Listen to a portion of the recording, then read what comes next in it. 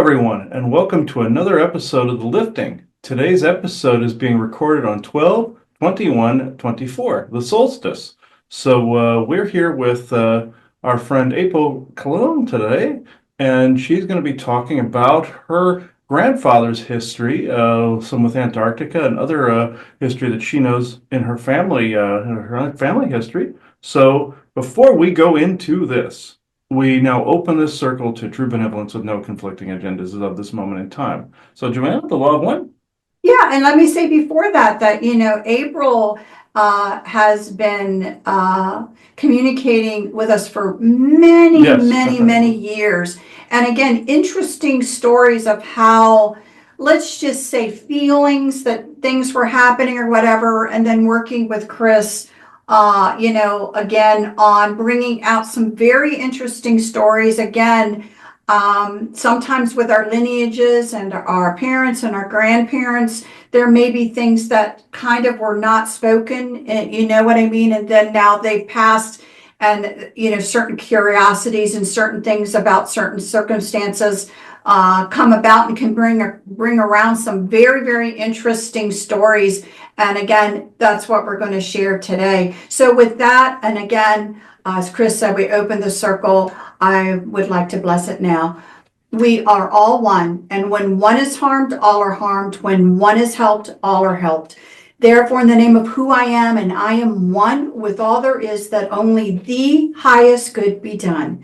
We pray for you, your friends, your family, your loved ones, to let healing energies in. Let them love us and nourish us and bring us to our highest good. We would also ask now for benevolence to please come and join us now with no conflicting agenda. Be that in guides, past family members, galactics that are out there, elementals that are out there, anyone who wishes to join along and to support this conversation in benevolence. We also ask for malevolent beings or those that are just too mischievous to be swept away now in order for this conversation to be had in peace. And if always, we hope you get something out of it, find it interesting, something to think about, and we always send great blessings your way. And so with that, we say, so be it. So be it. All right. April, I know, yeah, you've been our friend for many years now. You've told me a lot about your grandfather, uh, Mm-hmm. and his trip to Antarctica, which I found very fascinating. So, actually, why don't you just start from the beginning, your story, and then go into his story a little bit. Okay, well, what he actually did, he was in the Air Force for, I don't know how many years it was, but I think he got out, I believe my mom said it was in 1967. And he went down there, I believe the same year that he got out of the Air Force. Somebody called him, I don't know who, had something to do with the government. They called him to come down to do at the South Pole to do his research because he was a meteorologist and he was supposed to do weather related stuff, I'm assuming, because he used to teach it as well. So he went down there, and I don't know what happened because, of course, he never told me. But as I got older and, grew up, in about 2004, I'm assuming it was around that time, I started just wondering about it. He was popping in my head because he died. He didn't die, though, until 2012. So that was many years later he died. Mhm. But I started wondering about conspiracies and alien stuff and everything else that could go along with that stuff in Antarctica. And I couldn't find anything, just tidbits here and there. And that was back in 2004. Now there's a lot more information out there. But he never did talk to me about it. And I've always wondered. And of course, with you through sessions and stuff, little bits of information has come out. And I'd just like to find out more because I know there's a story there, and you said that at one point he was let into Antarctica, or not Antarctica, Agartha, I'm sorry. Mhm. Yes, I do. I do remember that him coming through. What can you give the audience his full name? Yes, his name was Charles S. Dzura. Dziura. There is a place in Antarctica right now. It's called Dzura. I think it's Nuna or Nanatok. Nanatok. I'm not for sure how to pronounce that, but it's a place they named after the scientists that went down there. I think it was just that year, and they named an area after him.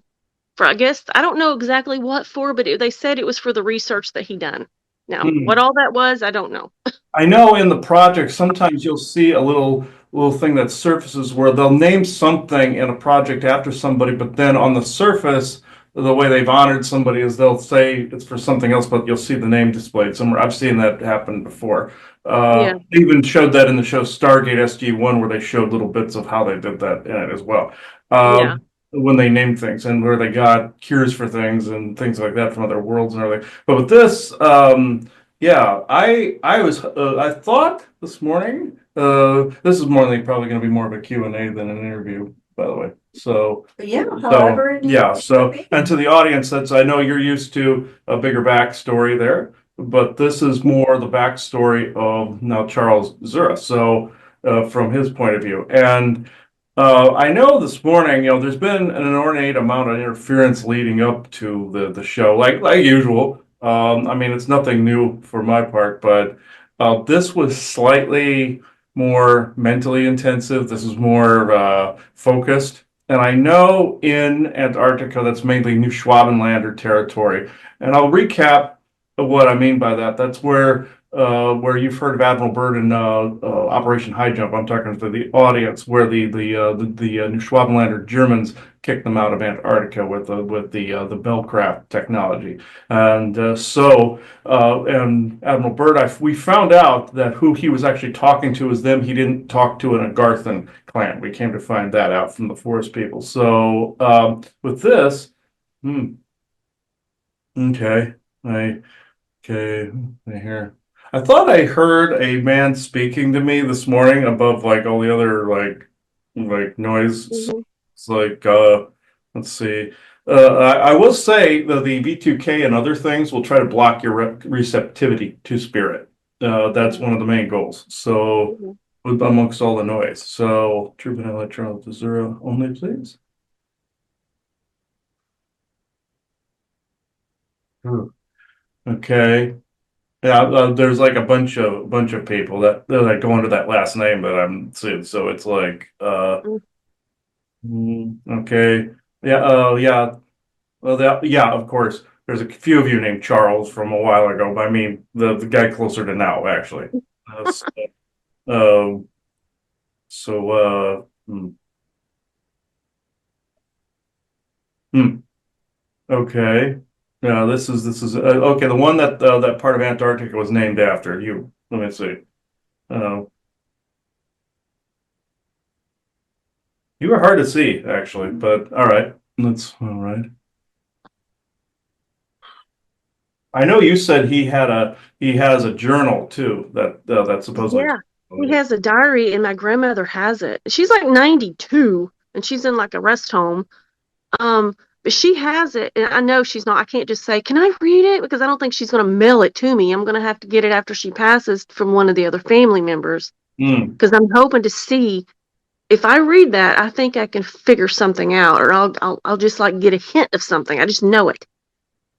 I No. just know something's in there. Yeah. Yes, Isaac. I know there's lots of things written in there. Shush. Okay. Let me see. Um, Word.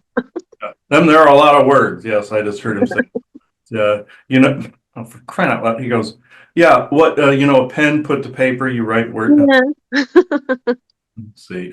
Now you can bring him forward. Okay. Let me see. Okay, there you are. I believe this is you. You're hard to see, man. You're. Can you clear that up, please?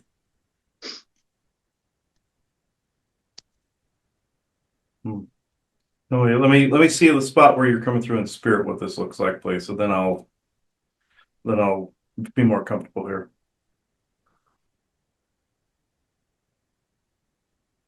Hmm. Okay, he's in a wooded area in spirit. Okay. So, yeah, the real guy. So Okay. and he's acting like he's like having gone fishing or doing something, Hmm. or like camping or going on an outing or something.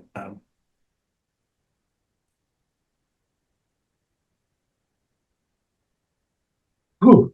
Okay, that's you. Yeah. Thank you. All right. Yeah, he's spirit, so yeah, he's not like incarnated anywhere or anything. This is like Okay. So he's not living in is he living in Agartha? No, No? no, Okay. no. He's spirit. He's actually passed, it looks like. Um, I think he lived longer or did, not lived longer, that's the wrong choice of words. There's like this bubble of that he didn't talk about. Okay, I guess you want to actually say it. Okay. All right. Dang. Okay, Charles, can you clear up some of the fog, please, as you're coming in, please? Also, an inordinate amount of mental fog this morning, so it's like Yeah. it's strong. So, Spirit usually can clean that up pretty easily. So, Okay. there we go. There we go. All right, Charles, if you could. Can I? Oh, yeah, he's younger looking. He looks like he's in his 30s. So, Yeah. oh, yeah. Hmm? Did you want to say something before we do this? Okay, you're a smartass on top of that. Yes, I will be saying something okay. All right. Yeah, I think you're doing that because that's my sense of humor. Okay. All right.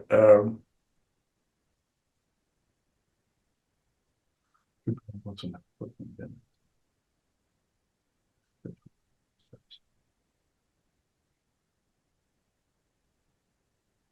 Okay, Charles. Tripping about Charles Deserto only.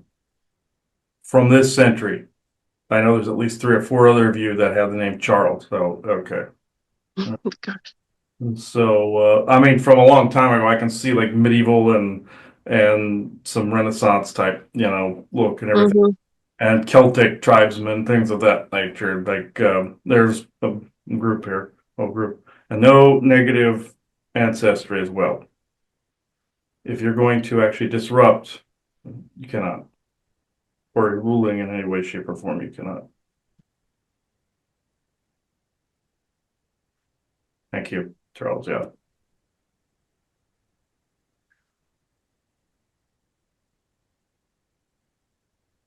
through the crystal, please.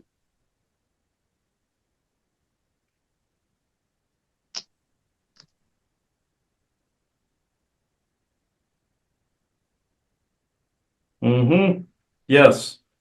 When I was in a human-like form or human form as an avatar, yes, that was my name. As where I am currently, this is the oversoul that you are speaking to, of Charles Deserto. Within that form, yes, at my time in Antarctica, originally I thought would be of a weatherman, very much like Charles J. Hall did for his tall white excursion in Nevada, is it? So, uh, this is basically what I went through. I came to discover when they're assigning you a weather post, it is either A, they're attempting to see how you would react to an external source that they are bringing to you, or B, they want you to enter into some program via one of the lower um, jobs or projects.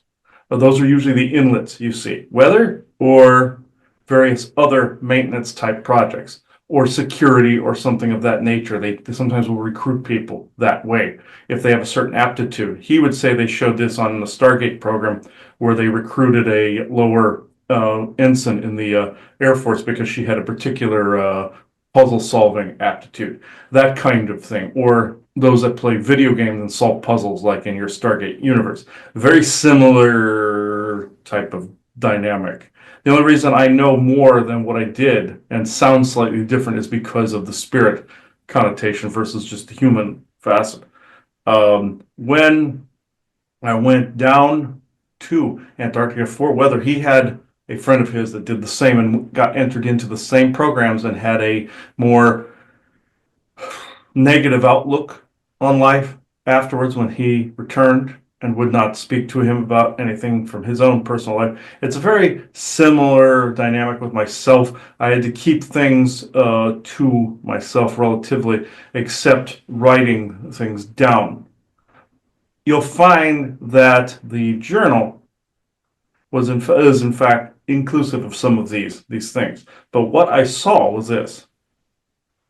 In Antarctica, of course, you have a hole that goes down into the Agarthan area, or what was once part of Atlantis. There's a lot of alien technology and structures still present there. Now, are there as many Garthan tribes as certain channelers think? No, he knows the forest people came to him in this respect. I've actually been watching this for quite a while since at least the forest people mentioned at least you, April, and myself in their conversation. Then Hmm. I've Yeah. been listening since that particular time, anxiously awaiting coming through.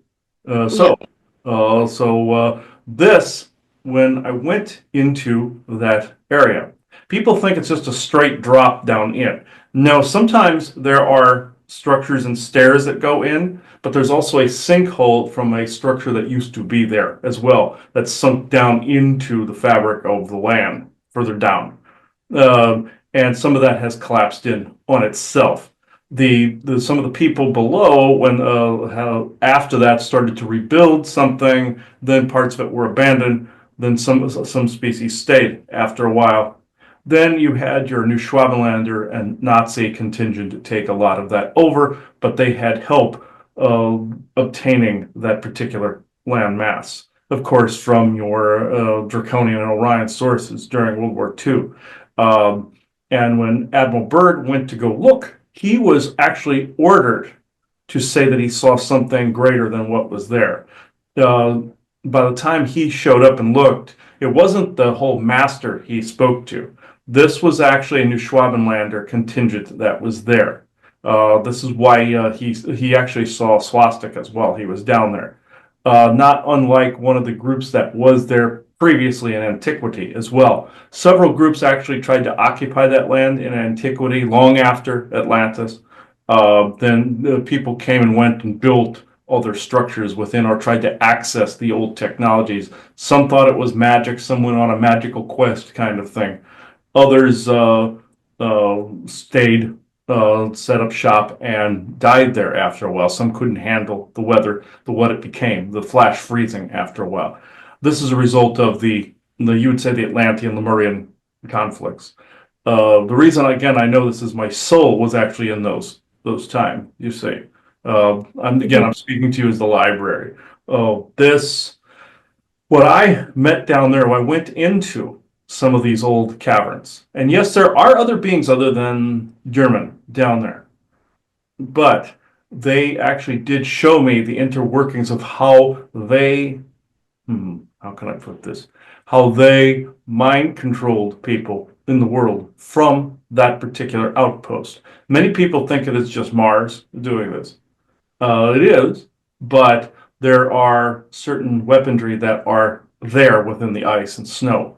There are also other beings that are helping them terraform the space as well.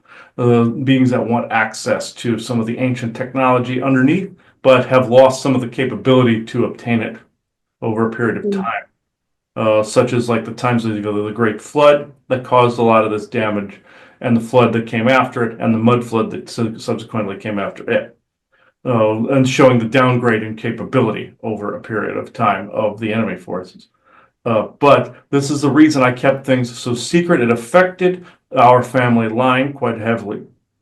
It affected all the way down to yourself and the experiences subsequently that have taken place since and before. They, along with from alien to military to SSP, all of these things. These were, I neglect to say, contract. Some of these contracts that were signed entering the Air Force and entering into these programs. What you think you're going in for generally is not what you end up doing. If people have a vision in their head going in, they might as well scrap that Hmm. and just deal with what is coming down the pike, or how can I put this, with the what experience, what may come, essentially. So there is some interference. This is why I'm having trouble, even though he's protected and all. There's still some leaning on this because of the subject of Antarctica. So I will just go into question answer. Okay. Yeah, I've got a few questions I'm really curious about.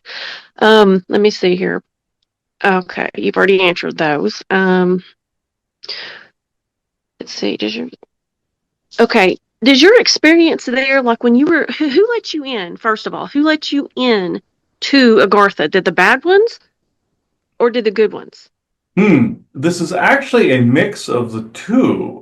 This is more like the military led me to this particular point, and it was actually New Schwabenlander and some ET forces underneath that let us in. And so you could say New Schwabenlander, their actions are pretty despicable. So I would say evil, but this is what drove me to drink in some cases. But Yeah. no, well, I should say not in some cases. His own grandfather experienced several things that were of the same gradient. Uh, Wow, I didn't know that. His yes. grandfather? Okay, wow. I don't know anything about him. I don't Mhm. even know his name, I don't think. Yes, I did not know the man, but I know by his own memory Okay. that it is of a very similar memory or experience gradient to my So own. that's where the lineage thing comes in with that.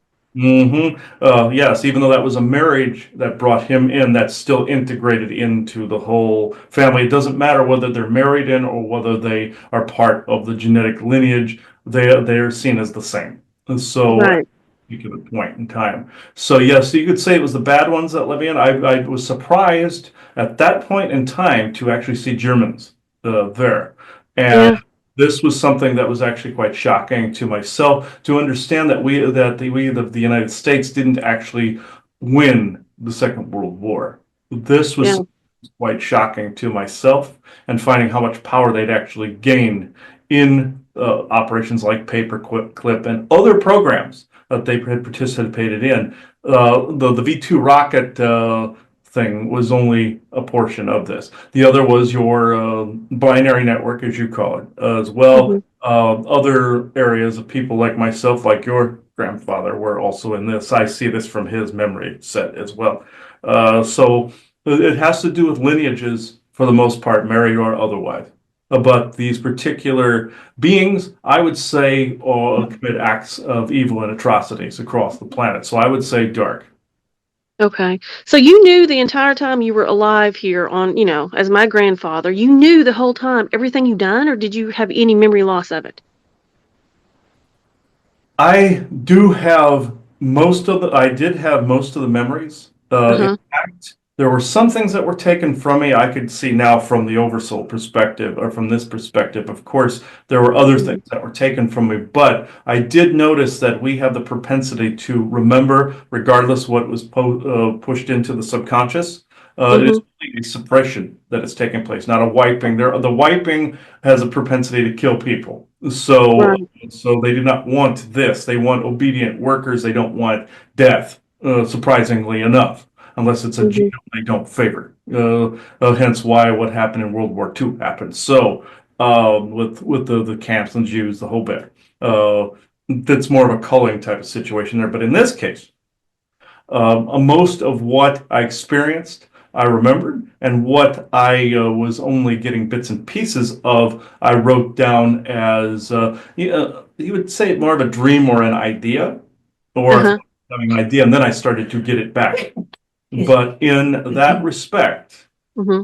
it was actually a little of both. Can I, Okay. can I ask a quick question? Hmm. So I think, to adapt to this, and something I haven't heard yet, you may have spoken it at another time, Hmm. is your either the genetic component or the skill set that you brought. Both. What was it more specifically as to why they even brought you there? What was it of you they wanted? Genetic component Exactly.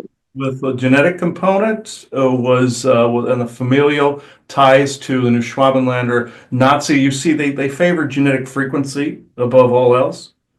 You've experienced this in your own respects, in your own personal, I will not bring up, that's in his memory, where they judge compatibility based on genetic frequencies and frequency tones. In that way, if you're not Aryan, they tend to kind of scoff a little bit, or something close. In this case, it was something close from the Atlantean period, the Celtic, that's where the red hair comes from, and blonde-haired, blue-eyed. They favor these particular traits. Oh, I know this is not part of the conversation. Your grandfather, Hubert, sends his regards. Yeah. He's in the picture as well. So, round, actually. He actually barged his way into the setting. So, not to speak that is, and his grandfather, Robert, as well. So, because they were mentioned, or they wanted mentioned, I suppose. But in this particular way, it is the genetic frequency and the knowledge skill set. Again, they try to recruit for the knowledge skill set, but if they happen to have a particular frequency that they can mold, manipulate, or use in some fashion or form that they think could favor, just like they say the Empire in Star Wars, where they try to break somebody down to join the dark side of the force kind of thing. It's a lot like that, where they want to strip somebody of a particular heart space or compassionate type of thing. They want an obedient worker in some respects, but for other projects that they want people more involved in, they want the skill set, and they want a genetic compatibility. If they get somebody that's a mix, that's usually more of a lower slave in this respect. That's how they view most of the people on the planet, actually. But then you have others that have a particular, what they think is a particular compatibility with their own either ideology, which is even rarer, or at least a match for at least running equipment. Like, say, if they find alien equipment, for instance, it's like in your Stargate program where they had the ancient genes. People had certain ancient genes, and that was a key coding to run the Atlantean and ancient technology. That's actually a true statement from that show. Certain lineages were locked into the equipment and to be able to run it. The supposed master race thought they had all of this, but they did not. And it was locked into other races, other family lineages, other offshoots and branches. So retrieving some of this was quite arduous for them. But to sum this up, it was more like a summoning. I had joined of course, the Air Force, but it was more of a summoning to where uh, they assigned me there essentially, and then introduced me to the rest of it as time Mm-hmm. passed. At first, it was like with Charles J. Hall. The tall whites at the time wanted him. They selected him to be able to speak to, you see, with him, and he was in a weather posting too in Nevada Mm-hmm. around Nellis. So it's a similar thing. It always starts out with one of those posts, and they gradually will introduce you to something. You see something, you start to report it. They also want to test to see how loyal you are to reporting something or not reporting something. Tests like this, they start to perform. Then they introduce you to more of it.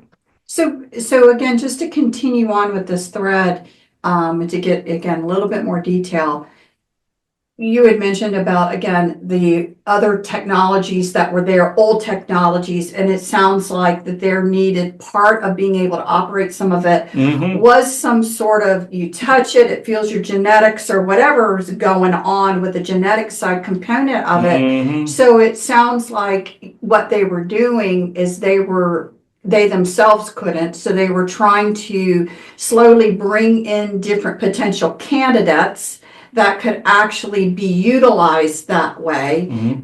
But obviously there's a psychosocial component to it or whatever. If you're the right candidate, they want you to align with their ideology as well as being in servitude still to them, to follow orders, to do what you're being asked to do. They're certainly not looking for anybody that could rise above them, I'm sure of that. But so it was kind of a combination of that. You fit the bill. And, which opens up another interesting question, again, that people don't realize. I don't think amongst the populace, people don't realize how, in a broad stroke, people are scanned and, let's say, maybe even abducted to test to see, will you fit that bill? Yes. So it's like, I don't think people realize what they may be put through in their lifetime or even starting as children to look for those that could be potential candidates to introduce them down the road. That it's really, always, the proverbial needle in the haystack, always looking for the right, combinations and genetics and scanning people and bringing them in. So I'm assuming what I've just said is a part of the Yes. bigger picture dynamics to all of this. Yes, and it may seem like it's random selection, but it is not. It's pre-planned. Family lines, family lineages. This is why people that have entered into the military in their past, in some armed force or other, that have also entered into these programs, their children and grandchildren are heavily scrutinized and looked after. This still goes on to this day. People think this is weakened. It has not. Uh, No. they're under the misguided conception that this has weakened, and like, oh, they're on the final ropes type of thing. That is actually a psyops, a new Schwabenlander psyops that is going on currently. That is a very deep set one that has been going on since the late 1980s. And then they went into the 90s with the New Age movement. And then you had the whole conspiracy theorist type of psyops that went on to where they would basically shun people that would start to realize certain things, and that is still going on to this day as more of a slur or what have you. But this happened over many decades. These programs have been going on continuously since at least the new Schwabenlanders took Antarctica.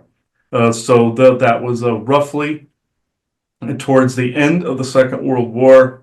That was in 44. They Mhm. took the New Schwabenland, and then when they allowed themselves to look like they died in 45, they began to then retreat to places like Argentina and Antarctica, and eventually Mars and Sirius in the system. But Mhm. until that time came to pass, they wanted to learn more about the tech.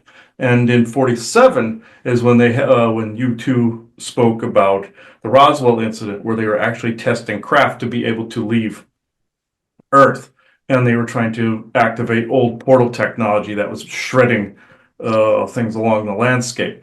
They were shown how to create clones and servants, and they pretty much use them as test dummies, like they would, like, say, Jewish people in experiments, things of that nature. They needed flesh people to operate the ships. And again, they were using genes.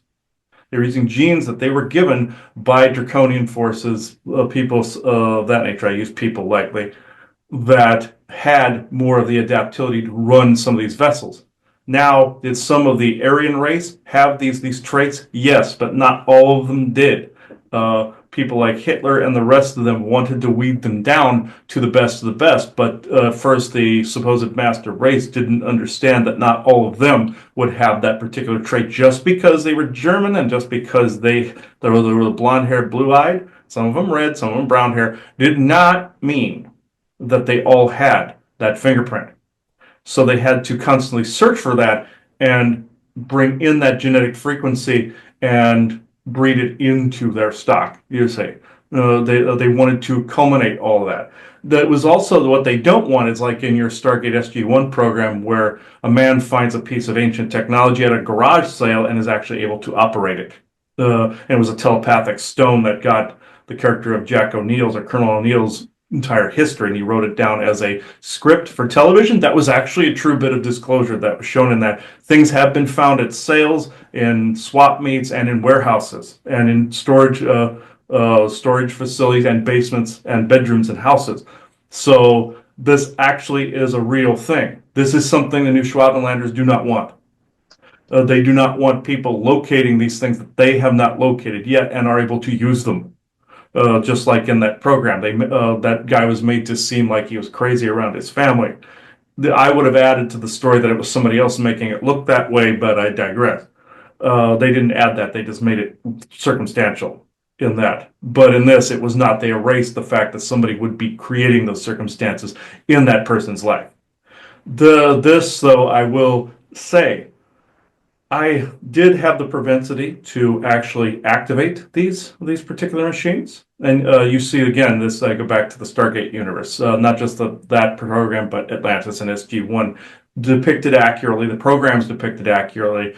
Bits of even my own life depicted accurately in that, and some of the programs I was introduced to. I wasn't introduced to all of them. Only the ones that had to do with Antarctica and had to do with the fact the Nazis did not lose. Second. Hmm. That's a lot. I mean, how did you, I don't see how, like, how did you live with this knowing you did it? That's why that's hard. Mm. That's really hard. I know that's why you drank, but besides, because you quit years later, you quit drinking years later. So how did you do it? You were a very quiet person. I just want to say that you're a very kind man, but you're very quiet. And is that why you were quiet? Because of how Mhm. you were dealing with it? Yes, the way that this is dealt with, other than, of course, the negative connotation, which is alcoholism, but so did his grandfather as well. And I believe Hmm. you're wrong. This is how it's dealt with in the negative side. And becoming a mean bastard is in the negative side. How you deal with it is finding that part of you that is not them, is not Right. not that teaching, not that side, not any of that. You remember that, but you treat it as if it is over there. So, I mean, of course, it happened, but I'm not saying detach it, but you remain in the calm and view it like a viewmaster, basically, or a movie. You honor Hmm. the information because it's part of you, but you do not let what happened rule you. So Right. yes, drinking was part of that because there were, of course, you're in the human body and can only Hmm. cope with things for so long. There is no excuse for this. It is just how I was wired then. You say. So Yeah. now I see, and I did see as this part of myself then as well. Because see, the oversoul in spirit is always there. It's in the omniversal, super omniversal boundary. You see, it's right Hmm. in there. You have then the avatar then being looked at by the rest of you, the more knowledgeable of you, and trying to guide that avatar to whatever the goal is. He equates this to a helicopter pilot and a soldier on the ground communicating with each other. The soldier can go in the buildings room to room where the helicopter pilot has limited vision in that Hmm. particular way, but still has a greater insight on what is above and the layout of the building and the situation that they're reconning, you see. Then you have the one on the ground that is reconning the interior or the innards of the building. You have the oversoul surveying, I should say.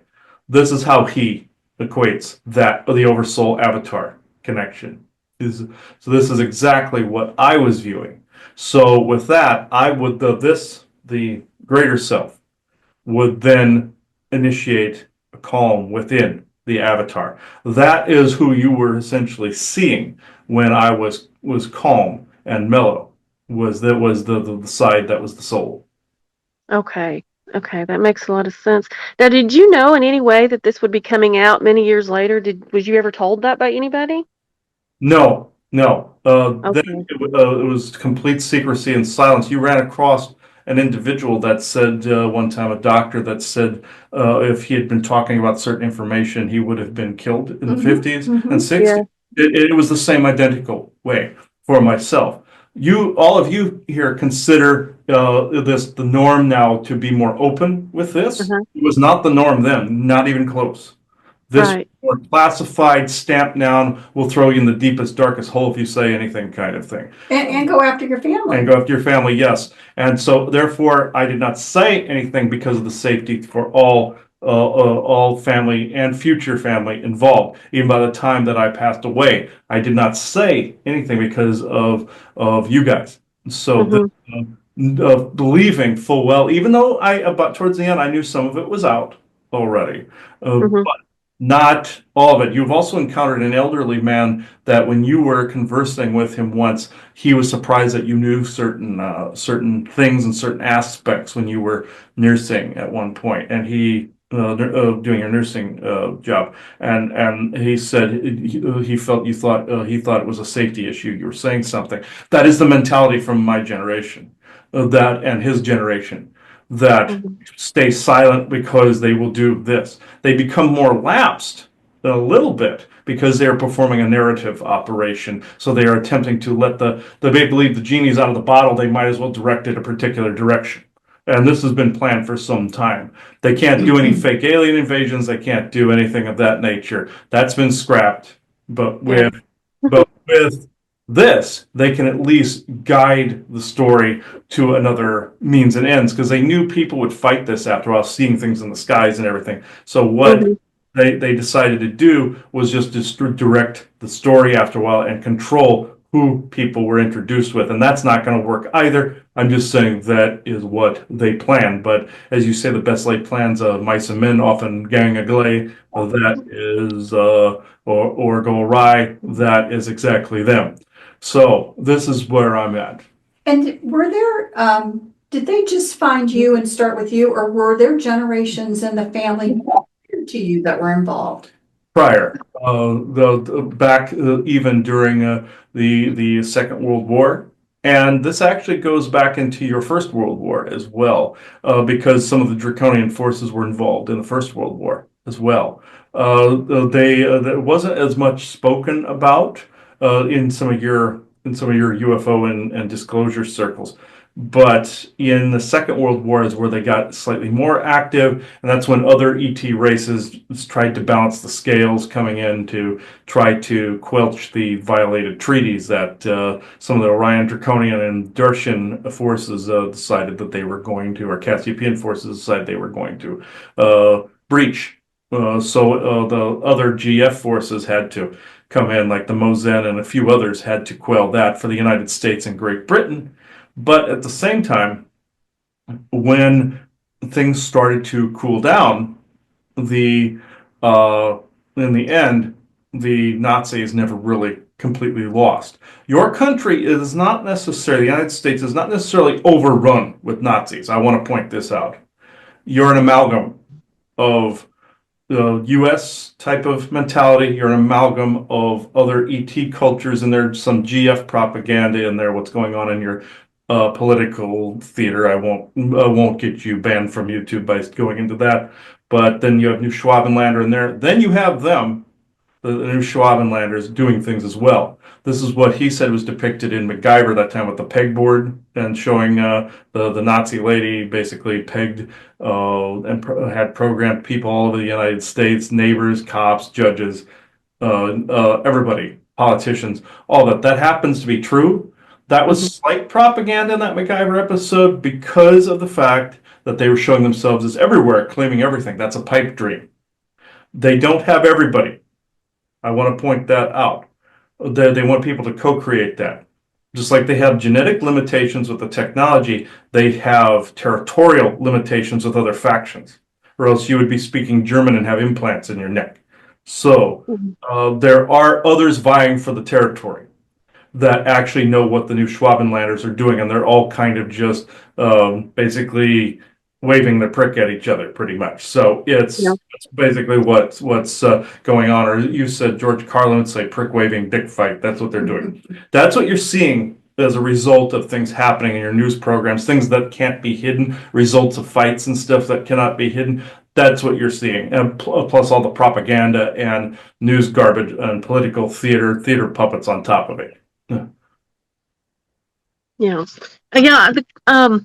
I don't really have any more questions because I'm running out of ideas to ask, because you've been covering so much. I'm wondering if Joanna's got any other good ones that Oh, yeah, she'd want to. I can always come up with some good questions. Because in general, I do want to, this really isn't a shifting of the subject, but it really is a curiosity of mine, and I would love to have your perspective on it. So, in a lot of, let's just say, initial conversation about understanding that people and their genetics seem to play a role, following the dynamics of the, let's just say, the king line, the RH negative factor, all of these things that seem to have some components. But I wanted to broaden the conversation because my curiosity is my mental thing says different things are looked at for different programs and different needs. So like an Yes. RH factor line that's being looked at, maybe being looked at for a different reason than, let's just say, someone whose bloodline is A positive, but they still have important components to them. So I was hoping to have a generalized conversation about things like that. You've seen this like with your Tony Rodriguez material and all this other stuff where they try to choose you for a particular program based on ancestry and past lives too. They will see if you have a bunch of warrior past lives or ancestry, they'd make you a soldier. Healer, they'd make you a doctor. Aptitude for alchemy, a doctor or scientist or a computer technician, what have you, or simple worker. With him, they couldn't decide. With yourself, April, they couldn't decide. Like with your grandfather, they chose him for labor and a bit of science. He has been bugging me to talk here in a moment, but I will give him his time in a minute. But Hubert is quite antsy. But I will say this though: the like what he would say, the aliens taught these programs how to take genetic memory, the amino acids in the genetics, and turn them into ones and zeros to see on a screen. Therefore, they do a mean average review of both the genetics and the energy to see where they can place people.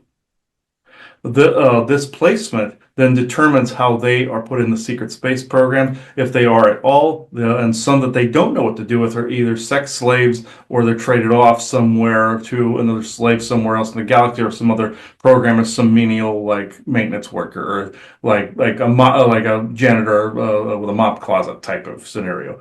It just depends. They see all people as potential servants to them. If they not see that or actualize that or make that happen, they used to just kill people outright that they couldn't control. That's that whole mentality of like what you saw on your Y files, that future they were showing where they were messing with the genetics, and if they couldn't control it, they killed it kind of thing. That's what they wanted. But that was just a pipe dream on their part. It has not gotten to that stage where some people believe it's been ultimate control everywhere. It's not that. You are hitting pockets of controlled areas. You're hitting pockets of controlled people.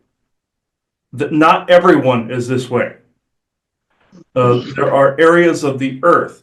It may not seem that way because of all the stupidity going on, but the psionic dampening in orbit gets some of that as well. But there are pockets where this is less or greater. And also within the lineages, there are susceptibilities that are less or greater.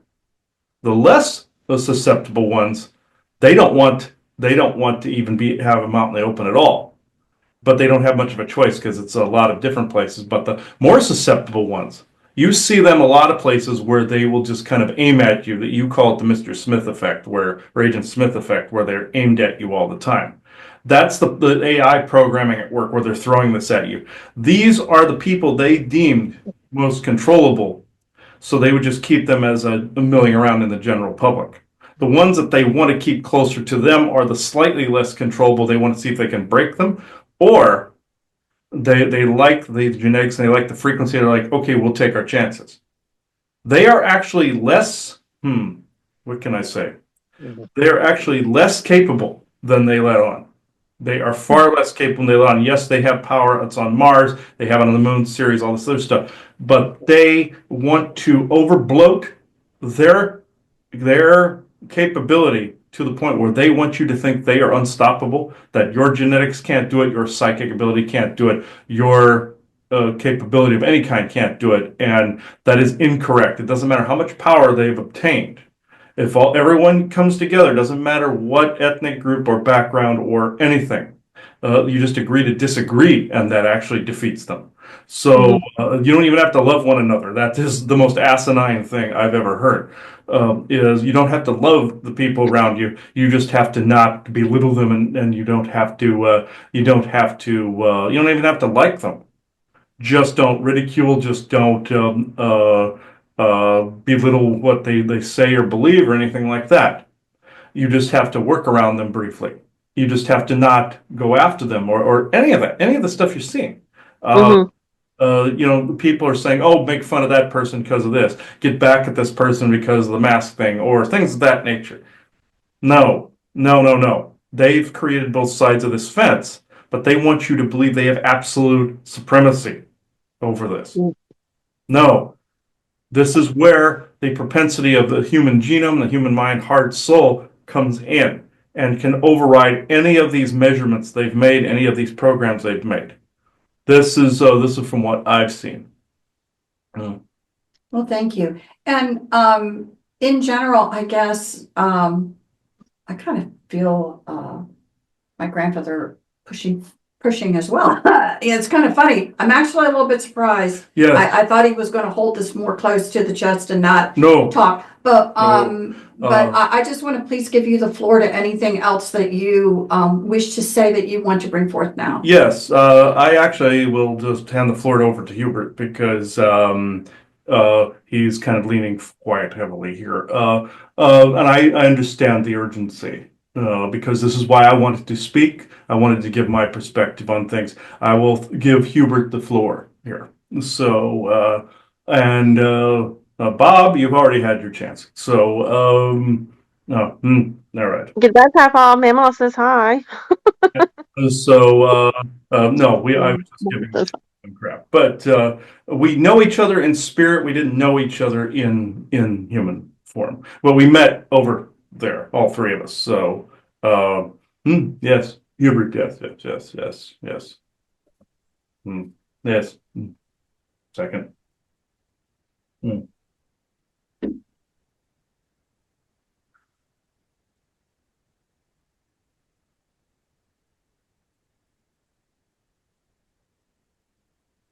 Sorry for the abruptness. Yes, my name is Hubert, or it was in human form. The last time I attempted communications, the two of you were not receptive to what, or were not informed enough at that time to receive the information properly. I will say this: some of the people in the programs, when they went into these programs, yes, did they start off just like people that go in the entertainment industry? They start off with one pipe dream in their head, as Charles said. But then they get further in, and they realize it is nothing like what they thought. Then they begin to have a Stockholm syndrome to it. They begin to allow things they never thought they would. Be around people they never thought they'd ever meet. Shake hands of Nazis. To the point where even you get out of a program like that, you are nowhere close to the same as when you came in. And being in a situation like that, you then do not see the world in the same viewpoints. Where like a soldier going into battle, they come home with PTSD. Yes, this is the same situation with myself. As a human, what was done in the past never left. I was fully conscious and aware of what was done and how it was done and who it was done to. Having even worked on projects with Werner von Braun, for God's sakes. That man, they credit him with NASA, they credit him with the V2 rocket, they credit him with all these accolades. This man was worse than Adolf Hitler. He saw people as nothing but servants. He is not in physical form in any respect in the programs. People think Hitler is bouncing around in the energies, and that's true enough. And Werner von Braun, I suppose, is as well, but not. People have this mythos out there that they are alive and they just body transferred and such. And I'm here to say no. But then, picture this in the 60s, the early 60s. The what you call the mind controller or the binary network was in its rudimentary planning stage, even a decade before that. It was actually being talked about by people in planning meetings and everything long before it was ever implemented. The aliens at the time showed the Germans how to build the perfect mind control apparatus, and it had to be a network spread throughout the planet. And it would use the planet's own bioelectric signature as well as people's own technology to enslave them to it and it then to them. It's like a hard drive in a computer that has a master and slave type of situation where then you can switch what drive is the master and what's the slave. This has a switch that would go back and forth. The computer at the time was rudimentary, you see, and it would have that master slave switch, just like in electrics. It would then see the bioelectric and the neurological components of a person as the slave mentality or the slave component by which then it linked to, if this makes sense. The Unisphere in the World's Fair. This is why you saw it in the Men in Black movie, it being toppled. Somebody was showing you this needed to be knocked over. This needed to be toppled. But that site doesn't matter anymore. That would matter anymore. That was the original activation site. It's through your 5G at the moment. Then all they did was throw a switch. And this was like your basic Gwyn Tower technology is now. It makes people stupid. It's psionically dampening. They can do this from satellites. And again, I'm not saying the thing is hopeless, but in the time that I even helped put pen to paper, I did not know what to do to even get out of a situation like that. I did not want it. I did not ask for it. I was more like summoned for my skill set and for my some of my mathematical capabilities in this engineering capability, and also having been soldier and all that as well. But it was mainly the aptitude of putting things together. And others have done this too, where they've gone into they think good components of the programs. I have to disagree with that. There are other better areas that aren't as oppressive, but it doesn't mean that it was good.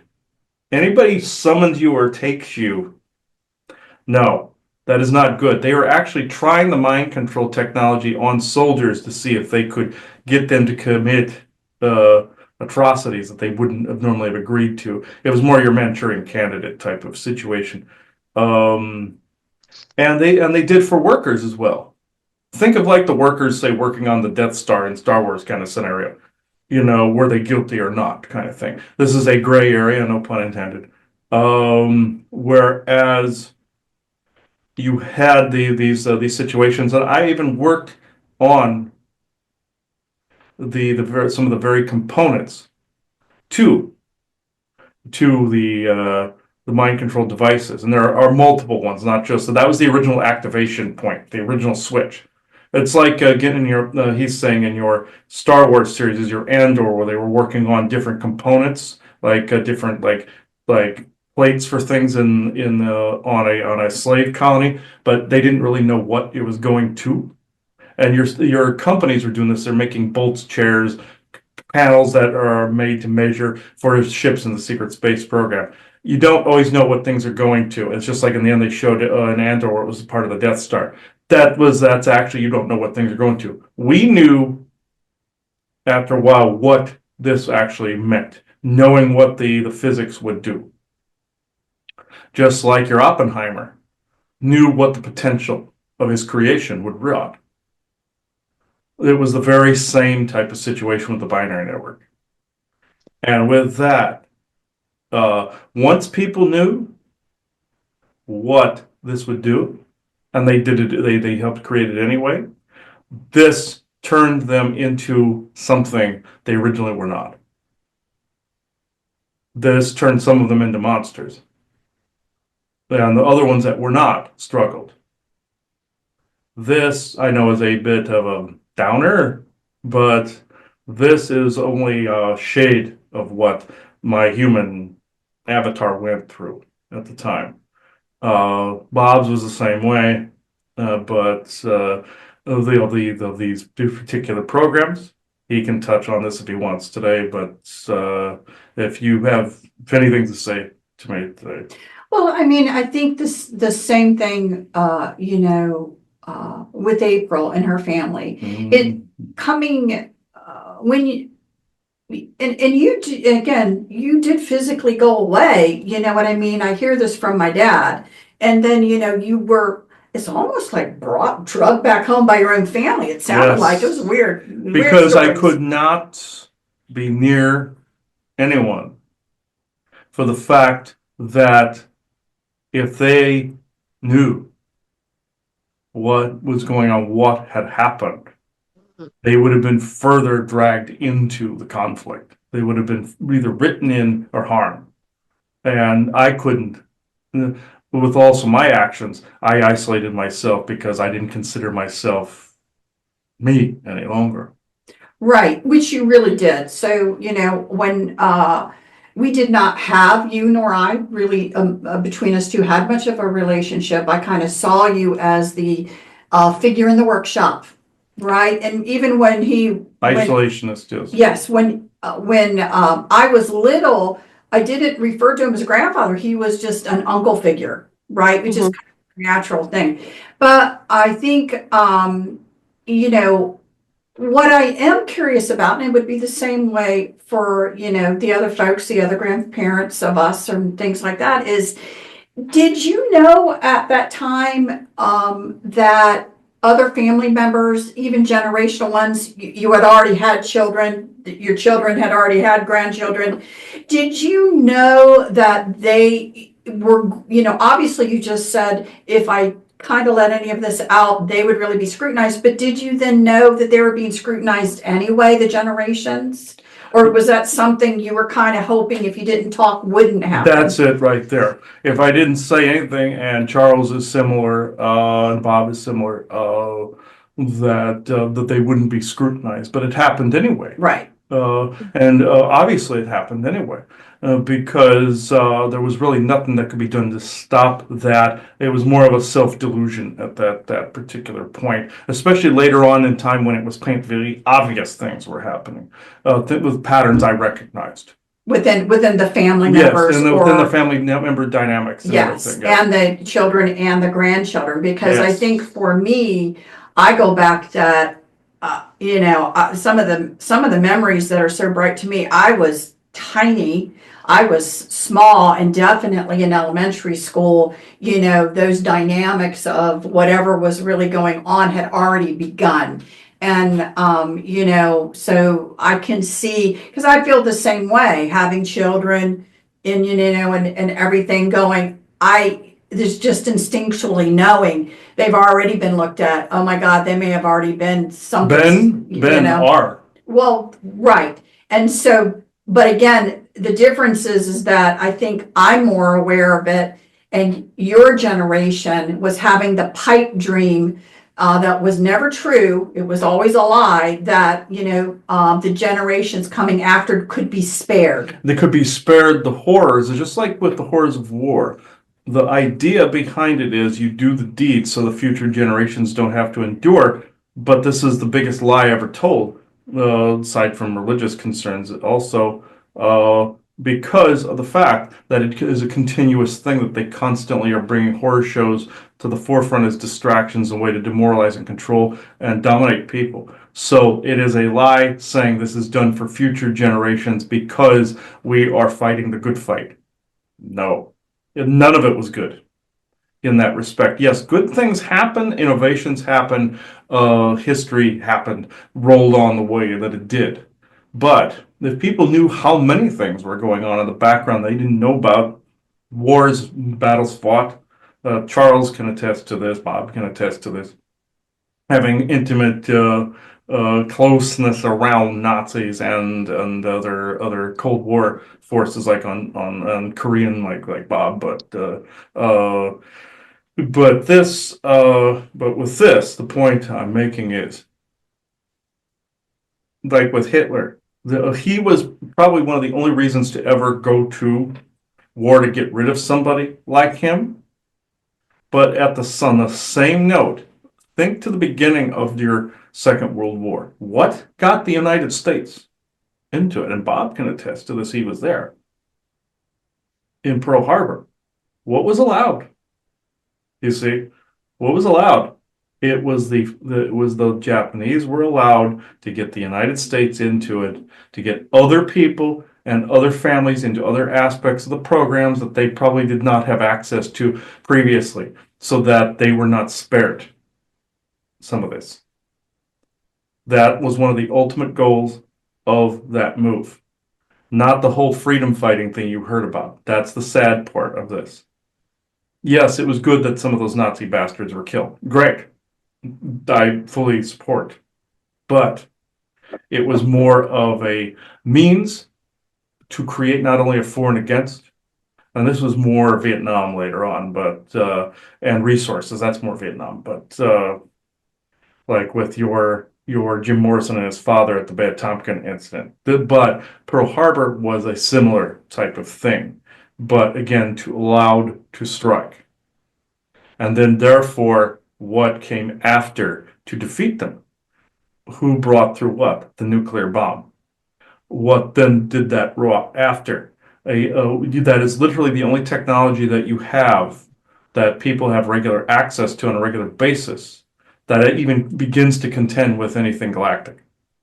So that is on a almost even keel with anything galactic. So, and also keeps other dimensional areas at bay. They wanted an excuse to create these things and continue on their research so that they new Schwabenlander types could actually dominate the globe completely against other factions.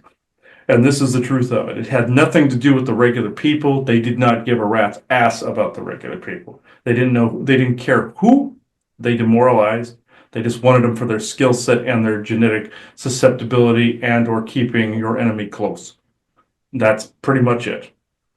And again, I don't, as was said before, if this were the 1950s, this conversation would never Not be even had. close. Not even close. Chris and I wouldn't be here anymore. A lot of people wouldn't be here anymore trying to talk about it because they literally did still massively kill, you know what I mean, any kind of threat to any of this. However, I guess, not to leave people, I don't like to leave people on this pessimistic, it's inevitable. No. So I do like to talk about the fact that, from my understanding, and I'd like to know from your perspective, we keep saying, and I do believe as we expand as human beings and we expand in a way, changing frequencies that we're operating in, growing, things like that, that really a lot of these susceptibilities, they really can't do what they used to do when you were at a certain level. Do you find that from your perspective still a true statement? Can you repeat that? So, right now you talk about people vibrating at different frequencies and our goal is to learn and grow and expand. So we're expanding in frequencies, which means basically at a frequency that's normally faster moving. And some of these techniques and some of these technologies for domination control, some of these things like that don't operate on a certain frequency. So as we grow it and expand and reach certain frequencies, that these things really aren't affecting us as much. Is that a true statement? Yes, you are correct. Your brains do have the ability to become more immune to that particular mind control. If it were shut off, if all of it went away right now, people would go through a withdrawal from it. Your brains would not be able to handle some of the ripping away of this. That is a true statement. They did that just in case somebody would become strong enough to defeat them. It's basically a dead man switch to where they were getting their culling like your Thanos character in Marvel, no matter what. basically by destroying that source, like you see in the movie They Live, for instance. Uh, People, they know the propensity of people wanting to overthrow them. This is why a lot of this has to be done energetically, and also gaining an immunity over time. Because then, no matter if that is shut off or not, it won't matter. If you were to shut it all down, there's some people would have a swelling of the brain and even die from this, but then there will be others that their thoughts would be irreparably fucked up a little bit. But then there will be some that nothing happens to them. It's just like with your vaccines and things of that nature. And with COVID, it didn't affect. Some it affected very, very drastically. Some it only did a little bit. It's the same with the binary network. It actually begins to interlock with the way people live. People adapt to it like a pressure chamber, like getting the bends. This is also, and I will say this. This is one of the things that people are calling ascension symptoms. This is one of the things doing this, is this acclimation process and the mind control. This is why when you put your devices near you, you start to feel weird, is because you're cutting off some of that. It's doing its job. Just like the darker technologies, let's say, are doing its job. Arm wrestling. And you add V2K into the mix, with it talking and the microwave handheld weapons and towers that are doing this, and then you have a trifecta from hell. I'm saying that the more people notice these things is when the day they begin to become more enriched knowledge-wise, but then energy starts to turn, because it's one of those two or more walk in my name type of scenarios where they begin to change. Like he says, the Washington Mall, when people meditated, it dropped the world crime by 20%. That kind of effect. Doesn't matter how powerful anybody with a weapon is, they cannot fight that. This is why you say waking up. I say yes, but it is, again, coming to a realization. I suppose it's awakening, but it's not a mass awakening. It's like with any getting immune to any toxin, like say a poison you come across. Wouldn't that have to be made immune over a period of time, or you gain a tolerance to it? Like you're seen from your Princess Bride, where he says he drank the iocane powder. It's that type of effect, where he drank the one that had poison in it, and they both had poison in it. The cups did. It's the same thing. You're drinking a cup of poison. Then you have not only the chemical, but you have the psionic. And yes, you are capable of becoming immune to both, but it is a slow process. Again, if you were to again shut that off, I'm not trying to be pessimistic, it then would cause what they wanted no matter what, a dead man switch. Again, like if a terrorist is holding a bomb, you kill them, they let their hand loose. They did this because they're evil, sick shits. But it doesn't mean that you are a slave to it. It does not mean you are screwed. It means that you are freer than they are. That is the upside. Well, that's good. And then again, that creates a genetic memory that if you should come in again or pass to, I think it seems to me, you can tell me this, because we're kind of like the oversoul, but there's also a larger grouping of souls that seem to connect together a lot with the underling of the trees, that, when you have enough people going through that genetics, that memory that's created on how to deal with something passes somehow potentially to all of the others. So it allows, let's say, another soul to come in via yourself or someone else connected to you that way, that you come in a little bit better prepared. I guess that's the only way I can say it. You come in so that, oftentimes, people, are concerned because they feel the generations coming in are dumber. It's an interesting dynamic, I think, because I think they're coming in different, but they also have innately, in one sense, can be further ahead than what it took off. In some senses, right? In some senses, they're coming in already pre-made to deal with some of these problems that we had to face all of our lives. So, Some of which that is true, but there are others that have taken a backslide too. You're seeing it in yins and yangs at the okay. moment. It's not all 100% that way. Mm-hmm. It will be at one point, but you're seeing the yin and yang. Yes, the news gives off a bunch of propaganda. It's like saying, look at all of this group, look how stupid they are on either side of the political fence. And you'll always see that until someone fixes this. But more people will have to take notice even above the dumbing, as you call it, and that is an apt nickname for it. Even if the other groups out there, the Galactics, don't care for that derogatory term, oh well, that's what it's doing. It's making more stupid people. This is why you're running into so many things, but at the same time, it's spread out. It's like it's not as prolific as what you were being shown. It's being filtered on through the television because they're showing you that look at all this stupidity and horror that's going on. But if people were to actually travel and go around, you're not going to find it as much. This I want to actually say. This is actually the silver lining here, where you're not going to see it as much if you go further out and you travel all the time, which again, some people can't afford to, but at the same time, if you were to travel and move about, you would actually see that they're just regular people seeing all these extremes of the yin and the yang happening around them too.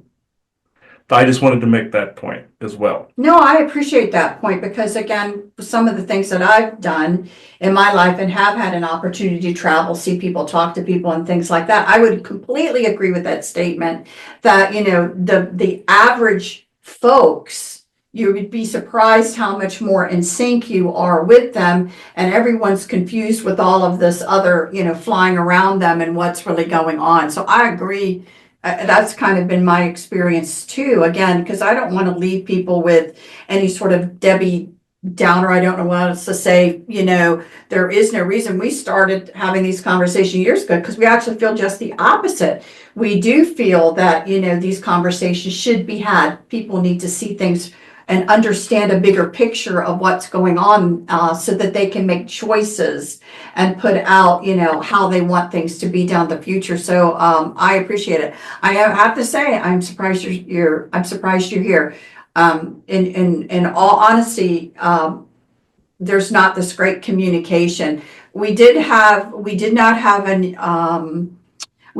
a close life together. We did not. And, I had one time before you passed to go down there, and I wanted to see my grandmother, but I so didn't want to see you that I didn't go. And there was a moment after you had passed, and it has to do with my son, where I did go visit grandmother with my children, and my younger son there were two pictures there, from your memorial service. One was a younger version of you, one was an older version of you. And my younger son ran up to the younger version, not the older version, the younger version, okay? Mm-hmm. And was hugging the picture, and was kissing him, telling me, Mommy, that is my friend, Mommy. He was so excited to greet this picture. And it really was at that moment that, some resolution truly came to me. So I'm grateful for that moment. I'm grateful that my son. He saw what I currently look like. Right. And I'm assuming you had been, he had seen you coming in to say hello. Mm-hmm. So it took a while. It was after your death before, and again, something very innocent that came from my father that made me have to accept that this reality actually occurred. And, I was in denial even of my own personal remembrances and things that were coming back until something so innocent occurred that I couldn't, really deny it anymore. So I wish, it takes a while. I had a dream. We met in that dream. It was a moment of,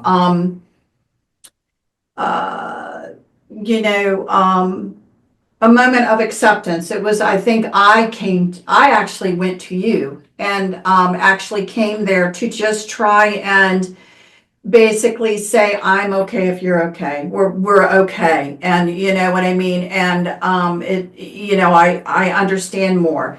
And with the knowledge of what has occurred, I certainly, to the whole generation, to your whole generation, and those that were involved in some of these projects. And again, the fact that it seemed like way more of you remembered. I think the rate of alcoholism was probably huge than due to The people remembrances of these the projects. technology wasn't as refined to be able to wipe memories. And wiping is actually not the apt term. It's more suppressing, and eventually, with certain minds, it some minds want to really balance and come back to themselves. They will fight tooth and nail to get to it. That's not preventable. So they tried to invent an actual mind wipe, where he would call it like an engrammatic purge, like they do on Star Trek. But this one's more dangerous. There were a lot of fatalities for that particular one because they would erase engrams that would take away basic functions like breathing. They didn't know what they were doing. They were going off what other ETs and other people were showing them, and they were running experiments to see what worked and didn't work. That's the Nazi mentality, you see. They eventually got success, but even today, the enchromatic purge thing is not really worth using. They still use the suppression technique because it's one they know, and aliens will use both, but they're not really allowed to use the engrammatic purge. It's even too dangerous for them to use. So they use the suppression technique, knowing full well within the right energies it will come back. That's also a loophole around galactic politics, but I won't get into that part.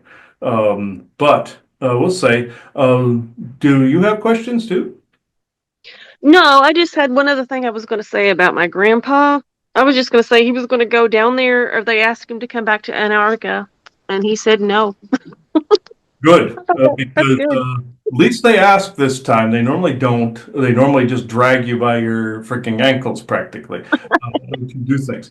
On some level, they do, like with your COVID situation, they need mass consent for things. In some levels, they do need the consent. Or they need parental consent, or they need an individual consent on some things. The thing they asked him for, they needed it, and it's good he said no. Uh, Good. the, this is where I must detach from him. Bob wishes to say a couple words. Um, I'm also interrupting his sinuses here. Okay, I will detach now. So, Thank you.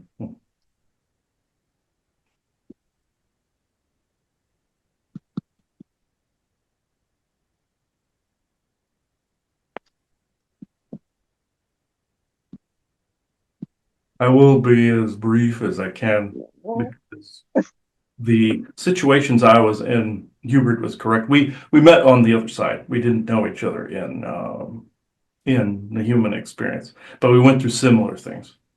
Yes, he was right about Pearl Harbor. I didn't know this at the time. I was 17. Male person, male kid. Lied to get into the service, thought it was the greatest thing since sliced bread. We're all led to believe that it's for a higher purpose. No. I told Katrina and them, Punky, I called her as a child. She hates it. You can tell her that too. But I always called it Mickey Mouse bullshit because I did not realize the ramifications at the time of calling it mixed with Mickey Mouse. Disney is interwoven into that was interwoven into the Third Reich and also did deals and still does deals with the military. So that was I didn't know before, but then I called it Mickey Mouse shit bullshit because of the fact I'm starting to learn things that happen in the background. So uh, in this respect, I even told him a story about seeing somebody with reptilian eyes in a hangar. Uh, I only gave him part of the story at the time because he was more susceptible to, and they were more susceptible. Now I can say, having done a lot of these other projects going into the OSS, fighting in Korean and Cold War, uh, it's not. It's not what people believe. It's not the heroics people believe. It is on the behest of whatever privatized project wants to get rid of their rival. And the Mickey Mouse bullshit involved is guarding the sacredness of the project by which that particular program is operating with or creating. And like with your grandfather, April, Mhm. he did not realize first what he was completely getting into, but now fully remembers, and also guarded you guys as a result. Hubert thought he was doing the same for you guys. Mhm. I thought I was doing the same for them. Yeah. And I did not wish him to remember these things because of the fact that I hate to say it doesn't really serve a purpose completely other than, of course, becoming sovereign and changing the energies. But if you remember even a tenth of it, he remembers a bit more because he pushed it. But um, what does this bring? What does this co-create? What does this balance or imbalance in your life? Is the soul wanted in place to be able to accomplish an energetic goal or a physical goal? Yes, at times. But informing people, yes, also begins to change them around and to be able to ignite the fires of information. It also ignites the butterfly effect around. But in all situations, is it necessary to be interlocked with that of the horrors? No. And I'm not saying you get over things like that. I sure didn't. I sure didn't. I became an alcoholic. Seeing the Nazis kill children, seeing the Nazis do horrible things to people. I won't go into repeating it because I don't want to uh, give that visual to your audience. But suffice it to say, a lot of them ceased to be human a long time ago. It's like he says in your Firefly when the Alliance creates these Reaver types, and they said, "Oh, it's men that forgot to be men." No, they were making reference to not only this, they were making reference to the project. Some people were made docile. They're the after effect were like zombies. That there was a symbol in there, meaning they were trying to get you to sleep, or they were going to zombify you, or they were going to just cover up the whole thing. There was a symbol in there. Anyway, in the movie Serenity, he was saying, but in our scenario, in my scenario, the reason that drove me to that was because of the evils that we're seeing. Not just on regular battlefield, but what was done with the Mickey Mouse bullshit behind the scenes and behind the man behind the mask or the man behind the curtain, which still goes on. And yes, people are becoming more and more aware. But what are you become aware of? Is it a narrative or is it the actual thing? It's actually a mix of the both. And I knew some of these things were taking place. They started even the Lincoln Air Force Base. I knew when they closed it. They didn't close it. They went underground like moles. And I knew what they were doing then too, because they do things in the long game, in the long term. And from the beginning of even from the beginning of the 1980s to now, they've changed so much, and it's such a slow, gradual burn. Like your frog in the boiling in the pot slowly won't jump out, but if you flip the switch, he jumps out, kind of thing. And they've changed so much that if you went back to the beginning of the 80s and now, like what he saw in the dream sequence, whereas the energy got horrendous from that time to this time, you will know it would be like the frog boiling in the pot quickly. You would feel it and jump out. In this respect, what I'm trying to get at is letting this information out like this is the way to do it in slow bursts and in digestible nuggets. Some people will never care what happened because that's not their life. Some people will care immensely, and some people will think that they are brothers in arms. I would be not necessarily just cautious, but he calls it dancing around the maypole with some of these crowds that believe these and want this all out, and avoid the hero complex. Avoid thinking in the glorious and glory of whatever, from religion and that thy will be done crap to anything really. Now I can answer questions from both of you.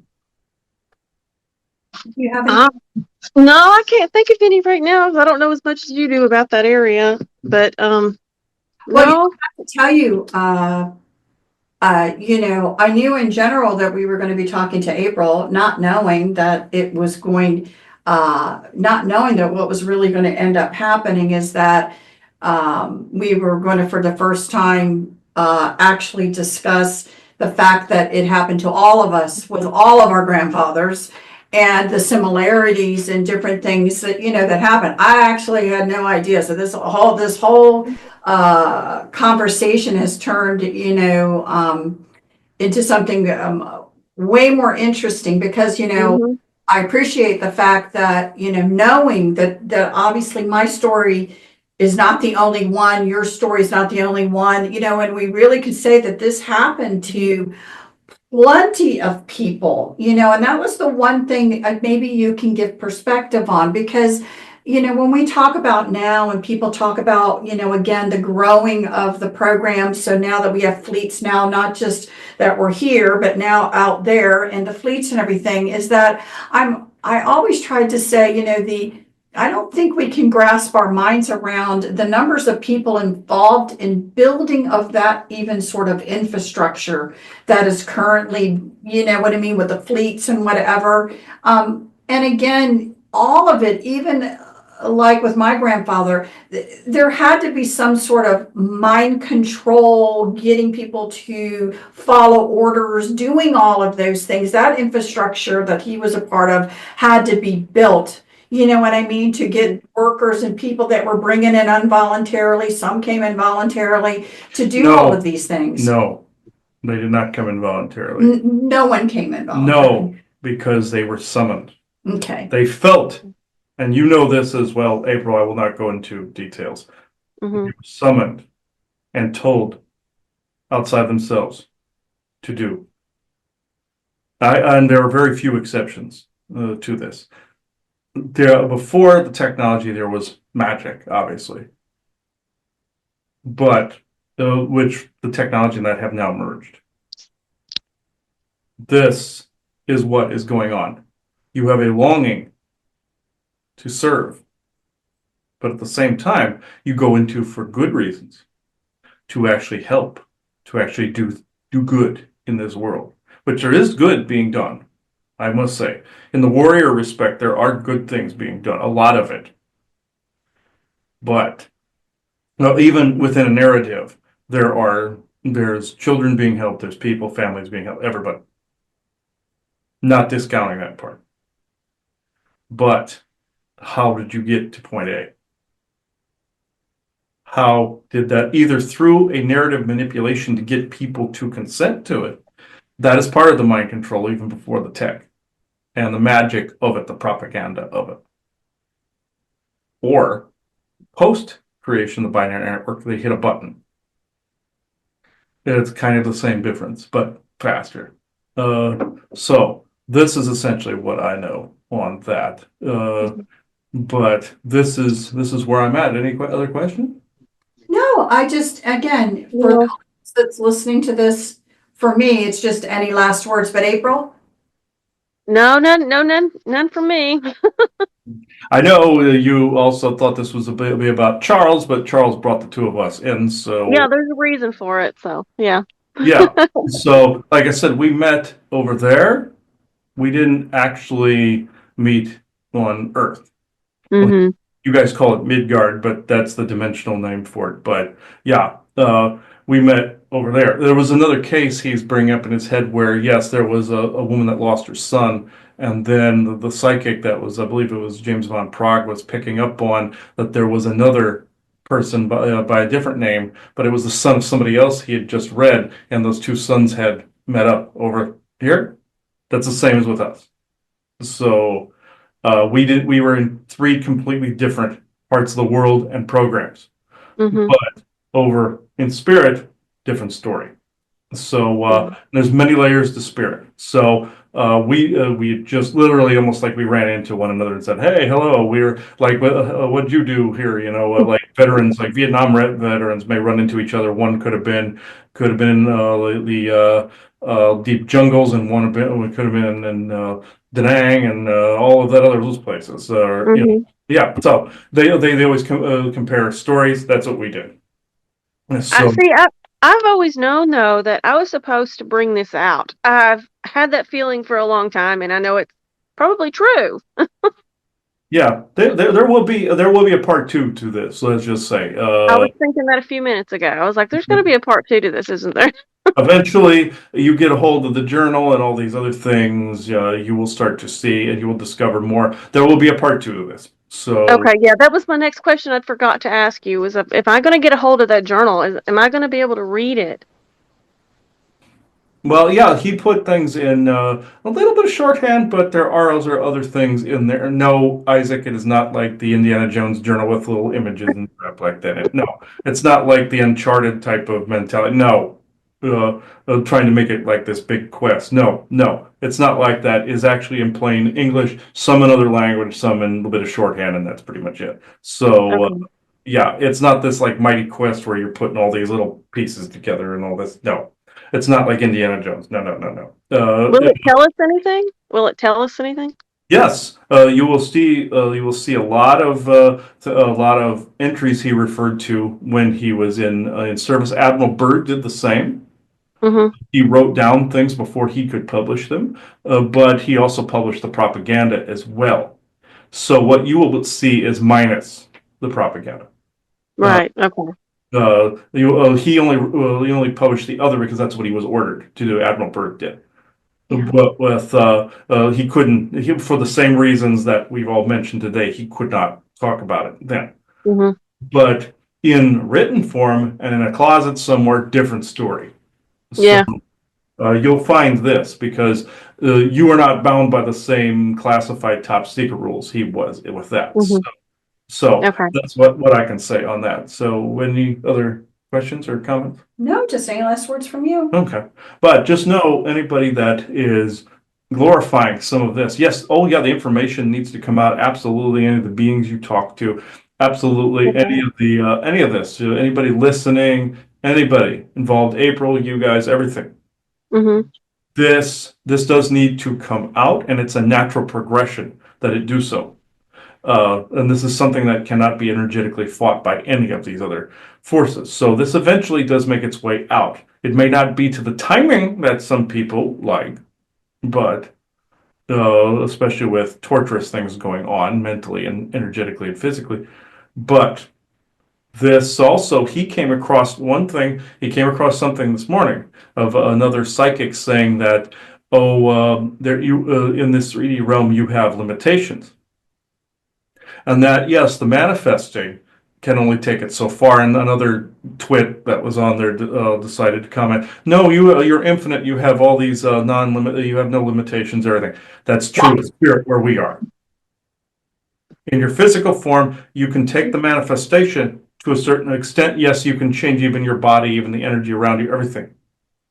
But it was still conform to the physics in which you were living here currently. There's no, even if people have a big energy around them and have they glow for crying out loud, or oh, those were some of the ETs or ET humans had the crystalline DNA and all this other stuff. You're seeing not only also mutant powers like X-Men and all this other stuff kind of thing coming in, but and also the alien DNA, but you are still living with the physics that you're in. He likes to say like the ships that cross through or the beings that cross through from a different dimension conform to the physics when they come in, like in your Farscape where Crichton's father or this alien takes the form of Crichton's father. And he comes in from his or not non-corporeal form, but his dimensional state comes into ours, and he looks like a Muppet, Henson. But at the same time, he then shapeshifts into Crichton's father and saying, you prefer this form, kind of like the Alien in Contact kind of deal with Jodie Foster. But in this, he passed from one set of physics to another. It's the same with the manifestation abilities. They may take a form you don't recognize because they're coming from spirit. They're coming from the soul. They take a form you don't recognize. Just like what the person that was at the psychic fair of the mother that passed away. Everybody was thinking she wasn't around. It's because she'd become so immense in her energy that they didn't recognize the form. It's like he likes to compare it to the person walking through the woods looking for a giant, sits down on a big giant's toe, looking around for the giant, and the giant's right there. This is us. We're the giants, so to speak. Not in a physical sense, Isaac Shush. But those are giants in Antarctica too. I know the reference. They recently unearthed several things there that had to do with ancient Atlantis and such. That could be gotten into in part 2, and that's what the forest people were talking about, is the giants down there. And Charles saw a couple of things underground there of that nature, of just sleeping. But yeah, that's another thing we'll talk about later. Yeah, I forgot about that. yeah, and he did see all that. That's basically what he saw. He saw them in the coffins, and that's pretty much it. Also, what about the observers? Albert said something about he wanted me to mention to you observers. He said just mention observers and see what he says. Observers. Yep. Watching. Oh yes, the watchers essentially. Yes. This I will say. There are people around you, agents also, Valiant Thor's people as well. They are essentially the Watchers. They depicted them in your Gary Seven narrative in Star Trek, where they changed things little by little in the background. It's the Venusian colonies. There are observers that do this. There are also remote viewers that are observers as well. So there's a few different things going on here, but the Watcher types are Venusian colonies and a couple other ET derivatives and dimensional ETs that are around, that walk around you constantly. They're all over the place. They're literally in every city. So, and coming and going. I shouldn't say at any given time. They've been to several. They're not like all around you and spooky. No, it's more like walking amongst you. That would be the observers right there. Yeah, he said something about something would happen and then they would be gone. He would observe. You said you'd observe them and they would be gone? Mm-hmm. Something. Yeah.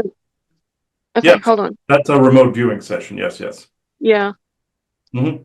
Yes, and some of these watchers will do the same. They watch and they leave. So they're not all bad and spooky. They might do creepy things like that from time to time, which they probably shouldn't. But it's just like he's thinking that scene in your Star Trek Picard where the one watcher was watching a private session, like of a psychological or psychiatric session, and Picard objects to it. This is the difference. And then she says, no, I have to learn all this about this person I'm watching and observing. It's the same thing. Some of them will use the excuse, even if you said, hey, this is a private moment, and they're saying, no, I'm assigned, I'm watching. They will say the same kind of dynamics. They sometimes don't know what personal boundaries are. Let's just put it that way. You can keep them out. You can actually, if you say it enough times to the good ones, they will knock it off. But it's a little creepy. They go into creepy territory sometimes. What would you do if you could just look at somebody? But there are bad ones that do it regardless of what you want, and then you have to slap them around. But this is essentially what is meant by that. All right. So if there's no further questions, I can take this out then. Yes, please. Okay. All right. So thank you all for having all three of us on, apparently. I know you guys weren't expecting this, but thank you. Okay. Thank you. Oh, all right. But yeah, that I could definitely tell Hubert was the one that was leaning the most, though. Yeah, he was like, so Charles kind of got booted out there for a minute. Yeah, I thought that was interesting. Yeah, your grandfather was the one that was just, So Okay. Charles was like, okay, he's staring at me. I have to move. But Yeah. so yeah, that's basically how it is. And then my grandfather just kind of stood there and waited. So and then was like, no, okay, it's my turn. Okay, yeah, Hubert, shut up. Okay, that but yeah, they all are kind of traveling together. So it looks like and yeah, Charles, I threw into my Yeah. thing about the giants and stuff like that that was seen down way deep into that hole. It was from the Atlantean period, and it was in like a lower level of the structure. That was Yeah. it. Old this old ruin that was right where the Atlantean Tower used to be, where the sinkhole collapsed it, and it was they were down into this little area. Is what it was. What he was showing me. So who like in Agartha now, since it's like not, is it like Nazi taking over the area? Only in the Antarctic area. I think most of it's vacant with different pockets of different beings in different areas. It's not like this united thing that people think that it is. We always used to say a Garth network. That was true a long time ago, but we were getting shades of the past when we were looking into stuff like that. It's more like in areas that are mostly vacant, that were ancient, they're unoccupied ancient structures that are there.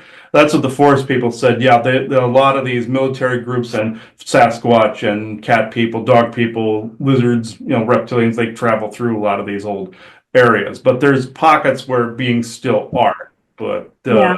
In pockets, plenty of pockets that the military and the have already military have taken broken over. into and taken over some of it. Yeah. So it's not just Nazi. They have Antarctica. That's pretty much the extent of their reach there. But they decided to take an even bigger ancient one, and that's Mars. So Yeah. So that's basically what was being said. So Okay.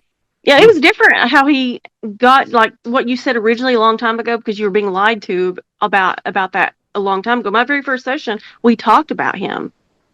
And of course what they told you was not true. yeah, it So was dark elves that were trying to usurp the conversation at the time. It was done by a family of them that stretched all the way back to the ancient Grecian period and Diluvian League period. I found out was that them. wow. So and they're long gone at the moment. They have some cousins that were around, but yeah, they were trying to block him from actually telling his actual story. And the Yeah. actual story, I'm being told the actual story isn't usually as epic as some of the liars will tell you it is. Yeah. It's actually more traumatic and sometimes even boring in some areas, but it's a little of both from all of them. But yeah, that's essentially kind of what they wanted everybody to take away from that. But I think we can close the circle unless you want to talk about another aspect of this. No, I don't have anything else to say. Okay, all right, Joanna. No, Okay, well, I think this is, hopefully people really enjoyed this. okay. Yeah. Thank you. All right, so I thank you everybody for watching this episode of The Lifting. You're going to see a lot more material like this in the not too distant future on the YouTube and the Rumble. All links are below in the descriptor. So I now close this circle within true benevolence and no conflicting agendas as of this moment in time. So thank you everybody. Bye-bye now. All right, there we go. Okay. God, my left eye started to burn there for a minute, but it was like, yeah, Hubert was sad. So, Because, yeah. you have how you think your life's going to be, and then this comes in and really fucks it up. I mean, what can I say? Yeah, Hubert was. Can you imagine what they experienced? Could you imagine living that and knowing what you've done? And you're not going to forget it. You're going to know it. That's scary. Well, that's what I'm saying. That whole generation, the number of alcoholics, you know what I mean? And keep a secret or die or we'll kill your family. And you're thinking that you're doing everything, to protect, and you haven't protected anything, you know what I mean? And, I get it, because even myself, sometimes I've thought, well, maybe I shouldn't, with my own children, should I be more distant from them? Can I protect them and not? And then the other part of me is like, you were brought into this as a baby. What do you mean? You know what I mean? It's, could you protect, and so. He was trying to tell me they were looking at too, but it was like, Of course, they do the lines. yeah. And, like I said, whether knowingly or not, most everyone's looked at.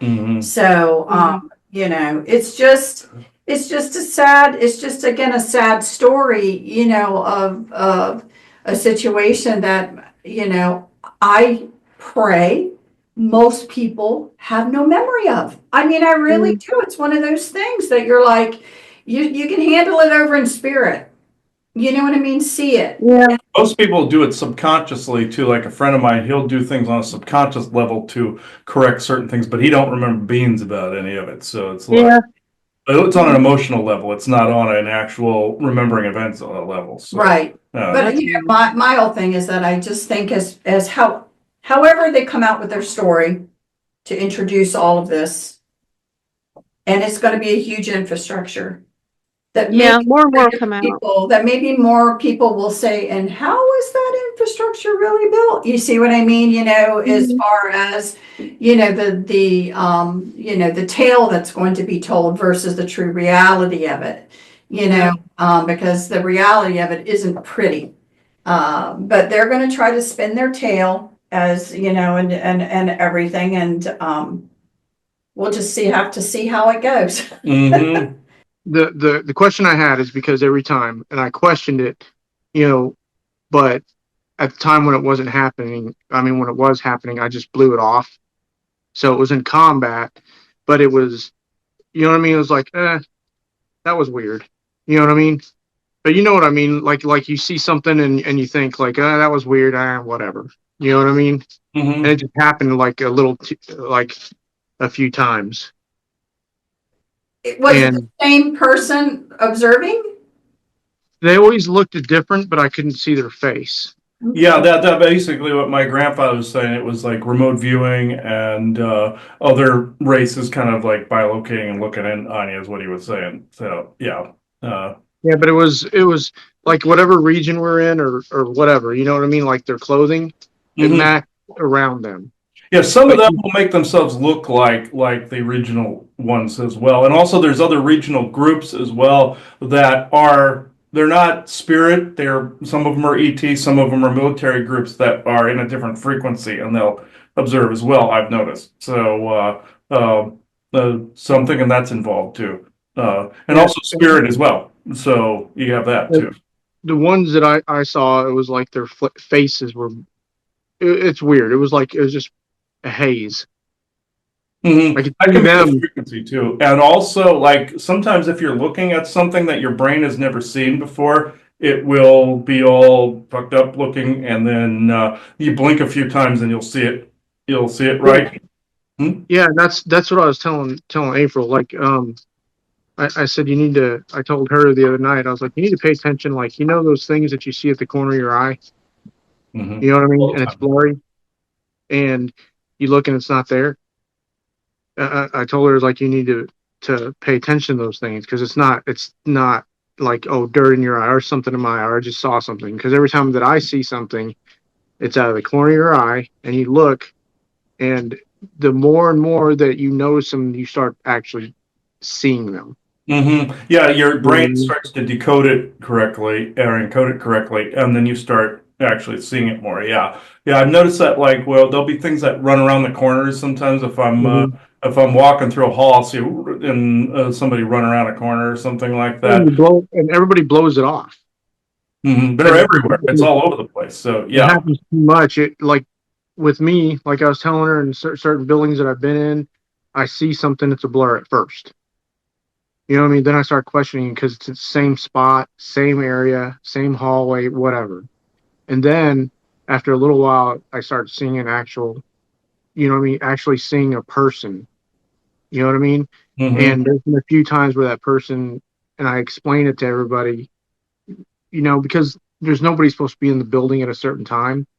And I explain it to them, and they're like, "Oh, yeah." And then I've had them bring me to a spot, and they show me a picture of a person that's been dead for like 15 years or 20 years, Hmm. and then and the clothing, everything, same exact person. Oh yeah, those are ghosts and spirit too that you're seeing. Yeah, I like sometimes I'll see things. I'll see things directly like face on most of the time. It's just that's how I'm wired. But Hmm. where I literally will see it with my eyes if somebody comes up behind somebody else. Sometimes you're actually seeing them in public and Hmm. you don't know because if it's a crowd of people or something, you don't really know, what is ghost and what is regular human sometimes as well. you're seeing a full body as well. And you just don't know. Yeah. Hmm. See, I have this thing where I don't know what it is, but I guess it's like the combat part of me or whatever. But whenever I go anywhere, you can ask April, I'm always looking at everybody. I look at everybody. I scan the whole crowd.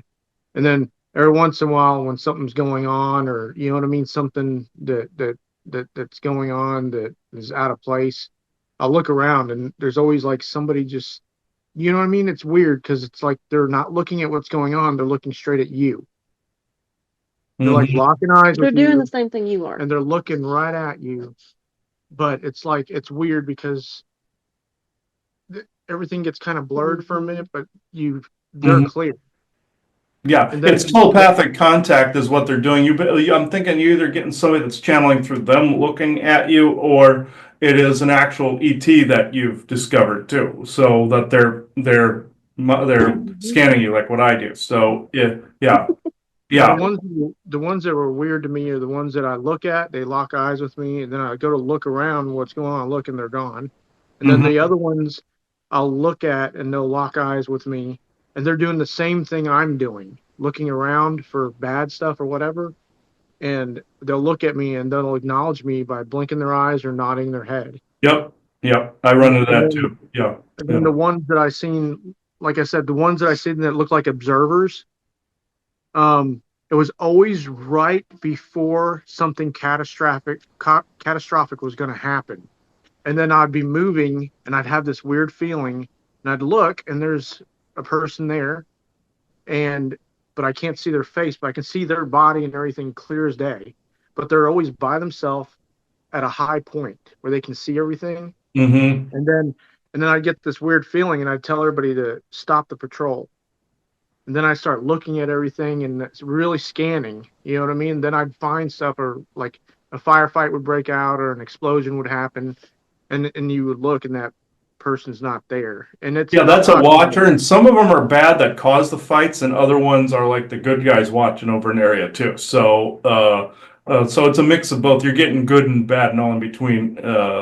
From that, I remember seeing, and when we were in Prescott Valley, I remember seeing this really black, like motion blur come up, like solid, like black, just past, like right next to my hip here, like really close to where you can feel it touch. And I found out my brain wasn't registering that that was a gray alien. So it was like I blinked a couple times. I'm thinking, okay, what are you? And my brain finally registered that it was a gray, and it got its ass whooped out of there. But what you were discovering were those were basically watchers. You call them observers, but yeah, where they'll either cause fights, some they'll cause fights, and then some will actually try to stop it. So yeah, the ones that I seen that were just watching, like right before something was happening, it's like they knew that something was going to happen. They wanted to see the outcome. yeah, And they wanted to observe what was happening. Yeah, to see what either it's a bad guy trying to set something in motion, or it's a good guy that maybe have made it less worse than it actually was. Some things can't be completely averted, but then you also have some that battle in the background and will.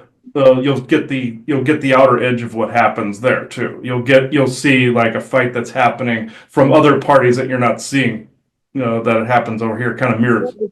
I and when the ones that were watching, they're always wearing, like, it was really weird. It was like the clothing that they were wearing was like, it was always like a white looking, you know what I mean? So they kind of stood out, but it reminded me, I was telling April, I was like, they look like Jesus clothes, you know, the old clothes, Yeah, but but yeah, they're but it was modern looking, but it looked old, and it looked yeah. It like was, Jesus yeah. Some of them look like that. Some of them look like saintly figures. Yeah, I've run into that. Some of the underground groups are that way too, where they're in robes like that, or like in the Bedouin type of clothing. It's like that. I've run into that multiple times, like desert dweller looking ones as well. Yeah. Uh, and last thing, I know you guys got to go, but the last thing I want to mention is I've had this, and I've told April about it, where it's like a dream or whatever, okay? But you're in the mountains. It's like above the clouds, whatever. And it's a big, like a, I don't know, it's like another land or whatever, but it's like a whole city up there, right? And there's people wearing those types of robes, and I'm with them, and they have children with them, and I was there, and you're teaching them how to fly. That's Yeah, mountain I remember listening. saying that. Yeah, that was a different timeline. I even came across a being that she said you spoke to the guy that had the white head, I believe. She was. Yes. I came Yeah. in contact with him, and he's actually in a time frame that's in a. Our friend Ron has another one by the name of Braun that's over in this area where they're observing as well. This is in a different time frame or a different dimensional place, and where this guy that had the white head was talking. You found out his name's Fossen, and he's actually like a turtle type of person, and he is a he recognized you immediately and basically said, "Yeah, I'm the one that he talks to." So I was young at the time. I was yeah, real little. He's the yeah. one who showed me where to go. People smell like cheese, he says. You told me that. Yeah. But Oh, yeah. Oh, yeah. Yeah. The Fossum basically says everybody smells like cheese. Yeah. Because where they are, they're in a place where there's other aliens, but they're in like not a council chambers, but they're in a place where they can pre-plan what dimension they're going to be in or what time frame they're going to be in or what they're going. Yeah. So I came to find them, and when I locked into his frequency, it took me way off the dimensional mark, and I found him where he was. So he said he'll come through at some point on some show at some point. But our friend Ron in Canada, his was Braun. His was a member of his soul group. But Boston, I'm thinking is like Soul Family member. He just looks alien looking, but yeah, I think he took credit for like helping you in like combat situations and all that other stuff. So it was like, Oh, he's one. Okay. it might have been Yeah. because, and last thing I know, but I was telling April about dragons, right? Oh yeah. And the reason why I mentioned dragons, how everybody like, oh, dragons are fake, stuff like that, right? mhm, So we, I used to have these things. I don't know if they're dreams or whatever, where there's a dragon, right? But it's not a good one. It's tracking us down, like the people that were in the clouds. That's what I call them, people in clouds. But mhm, the people in the clouds. Anytime you try to use an ability, or if you didn't talk and you used your mind, because mhm. that's what they did. They would communicate like that, talking in their heads. And Yeah, anytime you used anything like that, this dragon would find you and it would devour back people. telepathic. You can Yeah, tap. it would devour people. And whenever we knew it was close, we would it'd feel like a pulse in your body, and it was scary. You could feel when it was coming to get you because it had a pulse, and you would feel this pulsing in your body and this dread, and it was like a heartbeat. But you would also see, only certain people could see it though. When he was near, you could see when him coming because every time that pulse would happen, there'd be like a red glow, and it was like letting you know, like certain people, like he's over here. And Okay. that's all he did. He would go around like just trying to find people like that were using like their abilities, and it was scary. I'll be honest with you, I was scared. Is the Yeah, dragon? also, if you look into the Dungeons and Dragons material, they actually say something similar about a dragon that would usurp people's powers and stuff like that. So, my friend Ryan and I did a show on Dungeons and Dragons about the different dragon types and what the different colors and stuff meant and all this other stuff. And they matched a lot of stuff I was already seeing. And I'd never played Dungeons and Dragons, so ironically enough, so I didn't know what the lore was. And so he fervently played it. So he was tell me all the lore and everything from it. And I would mention certain dragon types, and he's like, "Yeah, this is in this storyline. This is in this storyline. This is in." He would rattle it off like a savant, And so yeah, this is that fits a lot of the stuff from that extreme ancient like wartime, pretty much, or the ancient period. Uh, Sorry. Just uh, like I was just curious because I noticed like as the years have gone by, there's more and more things I'm starting to see. It's Like probably because it's coming out more and everybody's starting yeah, to. the energy's revving up a lot. So yeah. Yeah. did April tell you about the stuff we've been seeing here? Like I haven't. He has. I don't see crap. okay, because the whole drone crap. Yeah, right? oh Oh, yeah. yeah, I told her. Junk I crap, told her right? the other day. And Lot of street, yeah. but I've seen those things. You can call them drones, whatever. But then I also see something else, and it's usually like this round. It's like it's real shiny though, and it's like a ball of light, Yep. Yeah, and it's real people are shiny in the saying middle, that. Mhm. and then there's a round haze. And when you see these drones, they're off in the distance, and then there's this thing just sitting there. It's not moving. It's just sitting there. I don't care what anybody says. It's not a plane. I'm not stupid. Yeah, that's Okay. alien. That's an alien one. That's basically their version of a drone, but that's an alien one there. Yeah. Yeah, and I told April, I was like, we were coming home. Remember that day? Mhm. I was like, April, there's something in the sky. She's like, oh, I see it. I was like, no, over there, It was right there, it was in the right there. daytime. Yeah. And it's during the day, and for it to be that big, I was like, it dwarfs everything else. And then you could see jets flying, and I was like, it's bigger than those, and it was really weird. And then it was gone. It was Yeah, in the many direction of Fort huh? Campbell. It was in the direction of the military base. Yeah. Oh yeah, Or- yeah. And what ended up happening? Some of it's AI, some of it is alien, some of it's military. And what these other regular drones are trying to block people seeing the other one. So they're basically trying to distract with the other one, so people aren't seeing those points of light. So yeah, The thing that's weird is like I'll see it, right, and I'll point to people like, hey, look, blah blah blah blah, It'll disappear, won't and it? then they'll be like, I don't see it, and I'm like, it's right there, and I'm pointing and I'm pointing and I'm They pointing, got the vision and then to they're see like, it. I don't see it, and then and I'm like, You just can see into more frequencies than most people. you're seeing in more frequency layers. You Yeah. know, it's Yeah, just like, I don't- there I were don't get times it. that we were driving around looking at a pole going, is there something on top of it? You know what I mean? Like we were Yeah. seeing some of the dimensional control mechanisms being put onto poles and towers, and it's like, And somebody am I zoomed really in. seeing that or not And seeing somebody that? recently got a picture of one of these, and they zoomed in on it like really close, and they saw these little wheels within wheels, kind of like Oh. operating, like spinning, and that's very similar to like one of the spaceships in Star Trek, one of the Orion spaceships in Star Trek, where it was like the wheels within wheels, and it's like an orb type of deal. It's like Yeah. it's very similar. So Roddenberry had that kind of design. So what we correct, what so. we were told kind of is that 80+% of it is our own, period, end of statement. And then It's you our have own these others, military, yeah, that- but that, part of it is why they're not saying anything is there is a, let's say they're studying us to see how we react to it. There's a purpose behind them seeing how are people going to react to this. But there is a small subset of it where the only way there's interest, of course, by benevolent ETs and different ones to help regular Earth people understand what's going on, that it's way bigger than what it appears. They can't get through the blockade, but they can portal jump in to do something really quick and leave.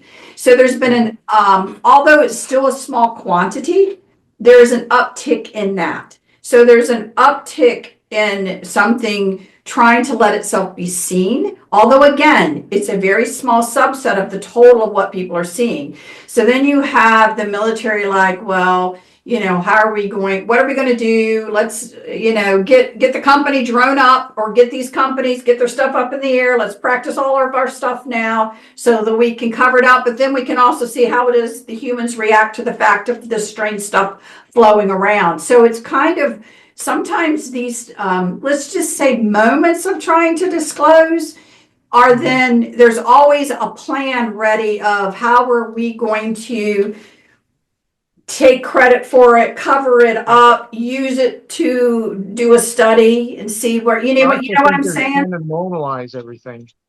They're trying to get people. The way I feel about it is they're trying to normalize weird things that we Correct. don't agree to. Correct. Yeah. So that they can enhance surveillance and do whatever it is Like that normalize they're doing. all of that. Yeah. I think, one of the interesting things that when Chris and I had that issue in Nightdale where the military paid us a visit, and I woke up and I was telling you they were looking through the walls with their binoculars Yeah. to see where we were. That, I'm sure some of this technology going around is the exact same things where they look straight through walls, they can see exactly. It's probably being enhanced in a sense of frequencies and psionic capabilities, like being able to figure out really who's doing what on the ground, where are they at, to know who to whack-a-mole. Let's just say, that's how I say it. So I'm sure there's all this tech that's out there, again, all with the same purpose of, more of how do we keep all of this under control and keep people under control in a sense. But some of it is initially generated by something benevolent trying to quickly porter through, let themselves be seen and get out of there so that they don't get in trouble. Because the one thing is that they're not going to, even benevolence knows kind of what's going, everyone knows what's kind of going on here, knows that Earth is being guarded by its own folks now, and, their attitudes towards saying, so, and no one wants to provoke a galactic war. No one wants to. They're smarter than that. So they may try to sneakily do something with letting themselves be seen. The plans are there to try and cover it up always. And then, God forbid, a good galactic sent a ship in and said, go ahead and try it. But they will not defend themselves. It's like if up above really, what I mean, says, we're going to go after that ship, we got you, or whatever. They're not going to put up a fight. So it's not like good galactics coming in that are coming in with guns ablazing. We're going to prove our point now. It's not like that.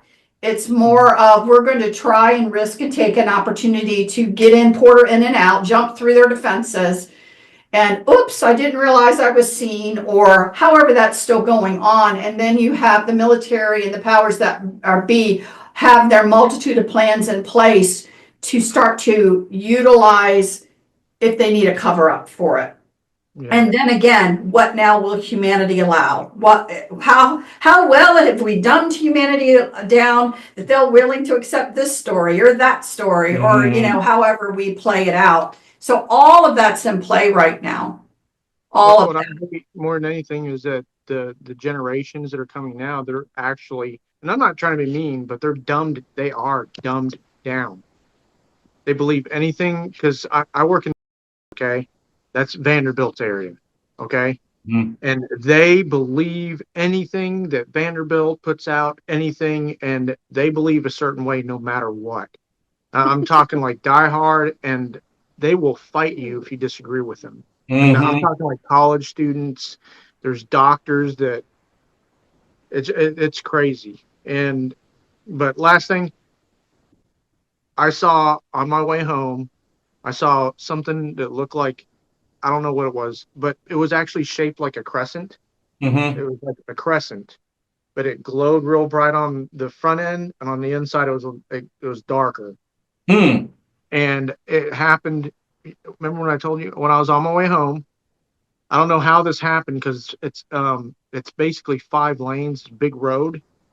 A car went from the far lane going about 60 from very far in the opposite lane, and another car in our lane on the far end. They hit head on in the shoulder on my side. The only thing I can think of, somebody's driving the wrong way. Whenever I was sitting there, because it just happened, because all I could see was it was really bad. Something came in to cause that chaos. Yeah, something came in to cause the accident. Sometimes it'll be a being standing on a corner just pointing. I've seen that. Well, that's when I saw that crescent thing. Yeah. Oh. Yeah. We were sitting there. You know how you can't move because it was like all over the place, and one of the cars kind of caught on fire, and you know how you're sitting there and waiting because everybody's out like looking, and of course you got those people that are like looking in there with phones. It just happened. There was no police, no nothing. And I was sitting there like this, just waiting, because I was like, man, I want to get home. That's going to take me like a couple hours to get home. And then I'm looking around and I see that thing. It had to have caused it. And at the same time, I was telling April, I was like, through the sky, it looked like a grid. There were so many lines in the sky. It looked like X's everywhere, but they actually intersected. All of them did.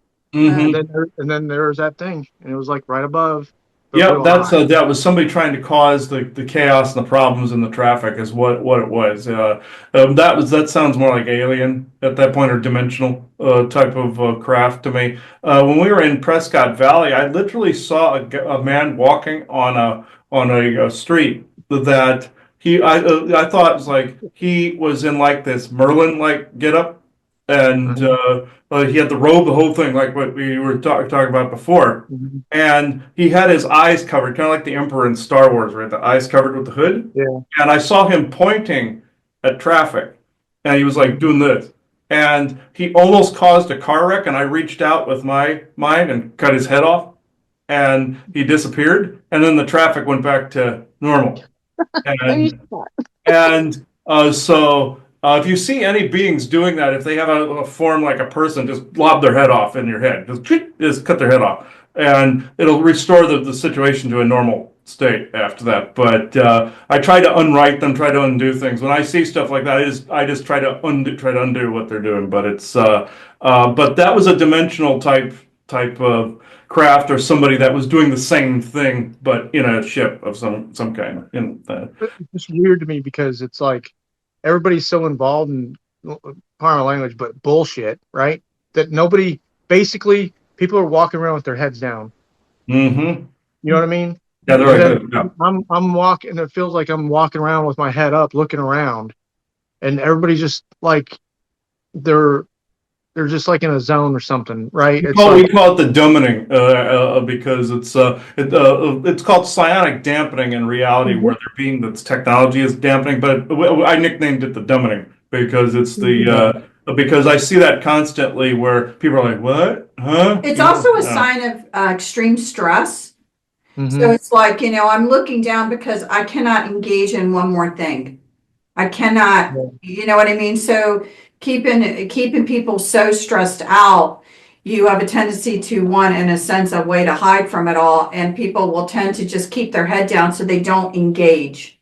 yeah, and that's the thing. Nobody's communicating. Right. Everybody, I've seen. We had a girl who was like with her head down, walking around, and she got hit by a car. Walked out in the street, and another girl was on her phone on a scooter. Okay, looking at the phone, ran into a rig. Okay, and it ran her over because she went under it. Oh God. And I watched a woman. It was on video. I watched a woman. She was on her phone, and she's just sitting there walking. She had like beats on too. She's sitting there walking, and there's this low concrete overhang. It's painted yellow. She's walking pretty quick. She hits her head, right? She flies back. She gets up, and she gets under another pillar that's low, and knocks herself completely out. Oh my God. Right? And then she tried to blame our building, right, that I work at, and and tried to say you guys need to do something. I'm like, what are we gonna do? Tear down a concrete pillar so you don't get hurt? You know what I mean? And they're like, it's not right. The design. I was like, why don't you take it up with Vanderbilt? They're the ones that came up with the design that got built. Yeah. But it's just crazy. Everybody that I see, everybody's always fighting because like nobody communicates. But as soon as they disagree with something, they want to fight. Mm-hmm. And even people that don't even have a stake in a discussion two people are having, they'll come over there and just start something. Right. And it just I don't get it. It's like everybody's it's the energies being beamed at them. So part of those energies, again, I call it the chaos. The chaos energies are to, whether you have a reason or not, how can the frequencies stress you out to a point that you can't handle one more thing? It's literally the energy is beaming. And so the energy is coming towards you, right? That a hangnail becomes the worst thing and I'm going to kill somebody over it, right? But you want to think, well, aren't you stupid to be thinking of a hangnail like that? But really what's happening is the psionics being aimed at people is stressing their energy fields to the point where people can't handle anything anymore. But it causes a stupiding, to be stupid. Mm-hmm. But you have to understand, not everyone, it's not equal across the board how well you handle these energies that are streaming at every single person. So, that are causing people not to be able to handle anything, right? And to do these types of things. So it's an unseen force, energy that is causing, quite a bit of this that's going on that doesn't make sense It's just to chaos. those people who can understand it, see through it. Do you see what I mean? It wouldn't Yeah. make sense because you're like, you have no common sense, you have no logic. And I'm like, that's exactly what then, the bad guys are like, hooray, we've sent energies that screw people's energies so much they have no logic and they have no common sense anymore. That was the Yeah, goal. that's what I've been noticing. Like, and the minute I've actually tried to help people like explain certain things to them because, and I'm talking like everyday life stuff, like simple things you should know how to do. And they're Right. like, no, you do it like this. And I'm like, I'm explaining it. And you wouldn't believe some of the stupidest things that I'm showing people. You know what I mean? Like how a door opens. He has dealt with Right? that, the same thing. He explained it on a show. Well, the other day I was sitting there and they're like, our door is broken. You guys need, because I work in the engineering department. They're like, you need to fix it. And I was like, no, I don't. I was like, I don't need to fix it. That's in your suite. I was like, you guys had it modeled. I was like, and instead of, I was like, I would fix what was broken, okay, if you didn't hire another vendor to do it and then they did it wrong. You need to contact that vendor. You paid them. It was so stupid. They paid $5,000 just to install a door. Jesus. You put the door in, you put the pins in. That's it. And now, but it's Vanderbilt, right? So I was like, you need it. And they put the door on freaking backwards, right? So it locks from the outside. I was like, how? And it's even got a turn knob that you lock on the outside. I'm sitting there and I'm explaining it to them. There was like, hey, why don't you just take it and just switch the locks? I was like, okay, so that's now how it works. Like you have to cut a door, you have to put the locks in, right? The turn knob is just a little turn knob for the bolt to go through. I was like, but the lock, where it locks, are two separate things. I was like, on the outside, everything's down here. I was like, in the inside of your office, everything's up here. I was like, there's going to be two big holes if we cut it. Well, why don't you just switch it around? I was like, they're offset. We have to cut another hole. And I was sitting there, I was trying to explain. I had to draw a picture, and they still didn't freaking get it. Yeah. And I was like, this guy is a doctor. He has a PhD. There's a lot Yeah, I of wouldn't- doctors in Yeah, and also my friend Chris, he works in computers.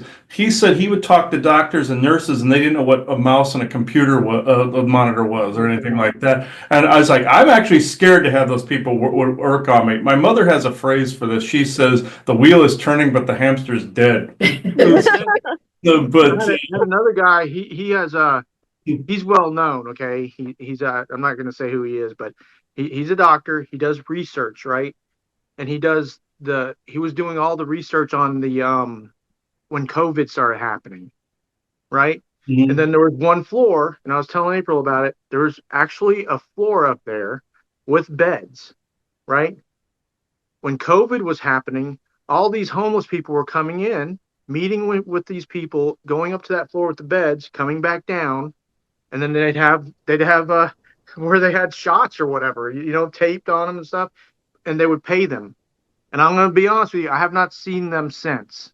And he knows None the of them. faces because he's banned a And lot I of know them from the them because I've building. banned a lot of them from the property. But that guy, weirdest thing, we got this, like, it was an emergency, right? I'm being bombarded by wasp in my office. And I'm like, he's on the 15th freaking floor. How in a high rise do wasp get into your office, right? So he was like, I've been dealing with it. You should have, if you could have read the email, you've been flipping out. You were like, what? I've been dealing with it for 2 weeks. I have to crouch down in my chair. I was like, are you kidding? And then he tried to claim that that he said he put it in, all this and that, right? So I was like, no, I pulled everything up. I was like, this is the first time he's done this, like told us about it. So I go up there. He is on a phone call right? A headset, got all these big things with other doctors, and he's typing like this. I'm not kidding you, but I am not kidding you. It was like 20 feet away where the wasp was in that big glass window, and it Hmm. was like dying. You know what I mean? Like it was like, If you've been in like here a moving real week, slow. I'm sure it's going to be I good. walked in there. I went to his garbage. There's some papers in there. I rolled it up like this, and I went, "Bah!" And I grabbed it and I threw it, and it was so weird. I was like, "What is going on?" I was It's like, just "What they're is the matter?" idiots. That's all. I was like, Yeah, they're I was like, stupid, you "Man, he's know. got kids. Does he get his wife and kids to kill a bug for him?" Yeah, Right? yeah, that's stupid. I come up with this too. I always, I get so frustrated is, I got people, sending me session requests and stuff like that, and they'll go, okay, how do I pay you? How do I do all this? Well, then they're emailing me. Bear in mind, they're emailing me from our website, the actual interface we have on the website, and they're asking me where the website is. So it's I've like, had that kind of crap happen too. yeah. So, and I was like, what? I give them the benefit of the doubt. I said, I tried to act like as if they were smart. I'll go, okay, all right, what are you looking at it on? What are you, what is, how are you typing this in? And I looked to see if maybe something went wrong with the site. I checked every which way. No, they're just retarded. So Yeah. that's all it is.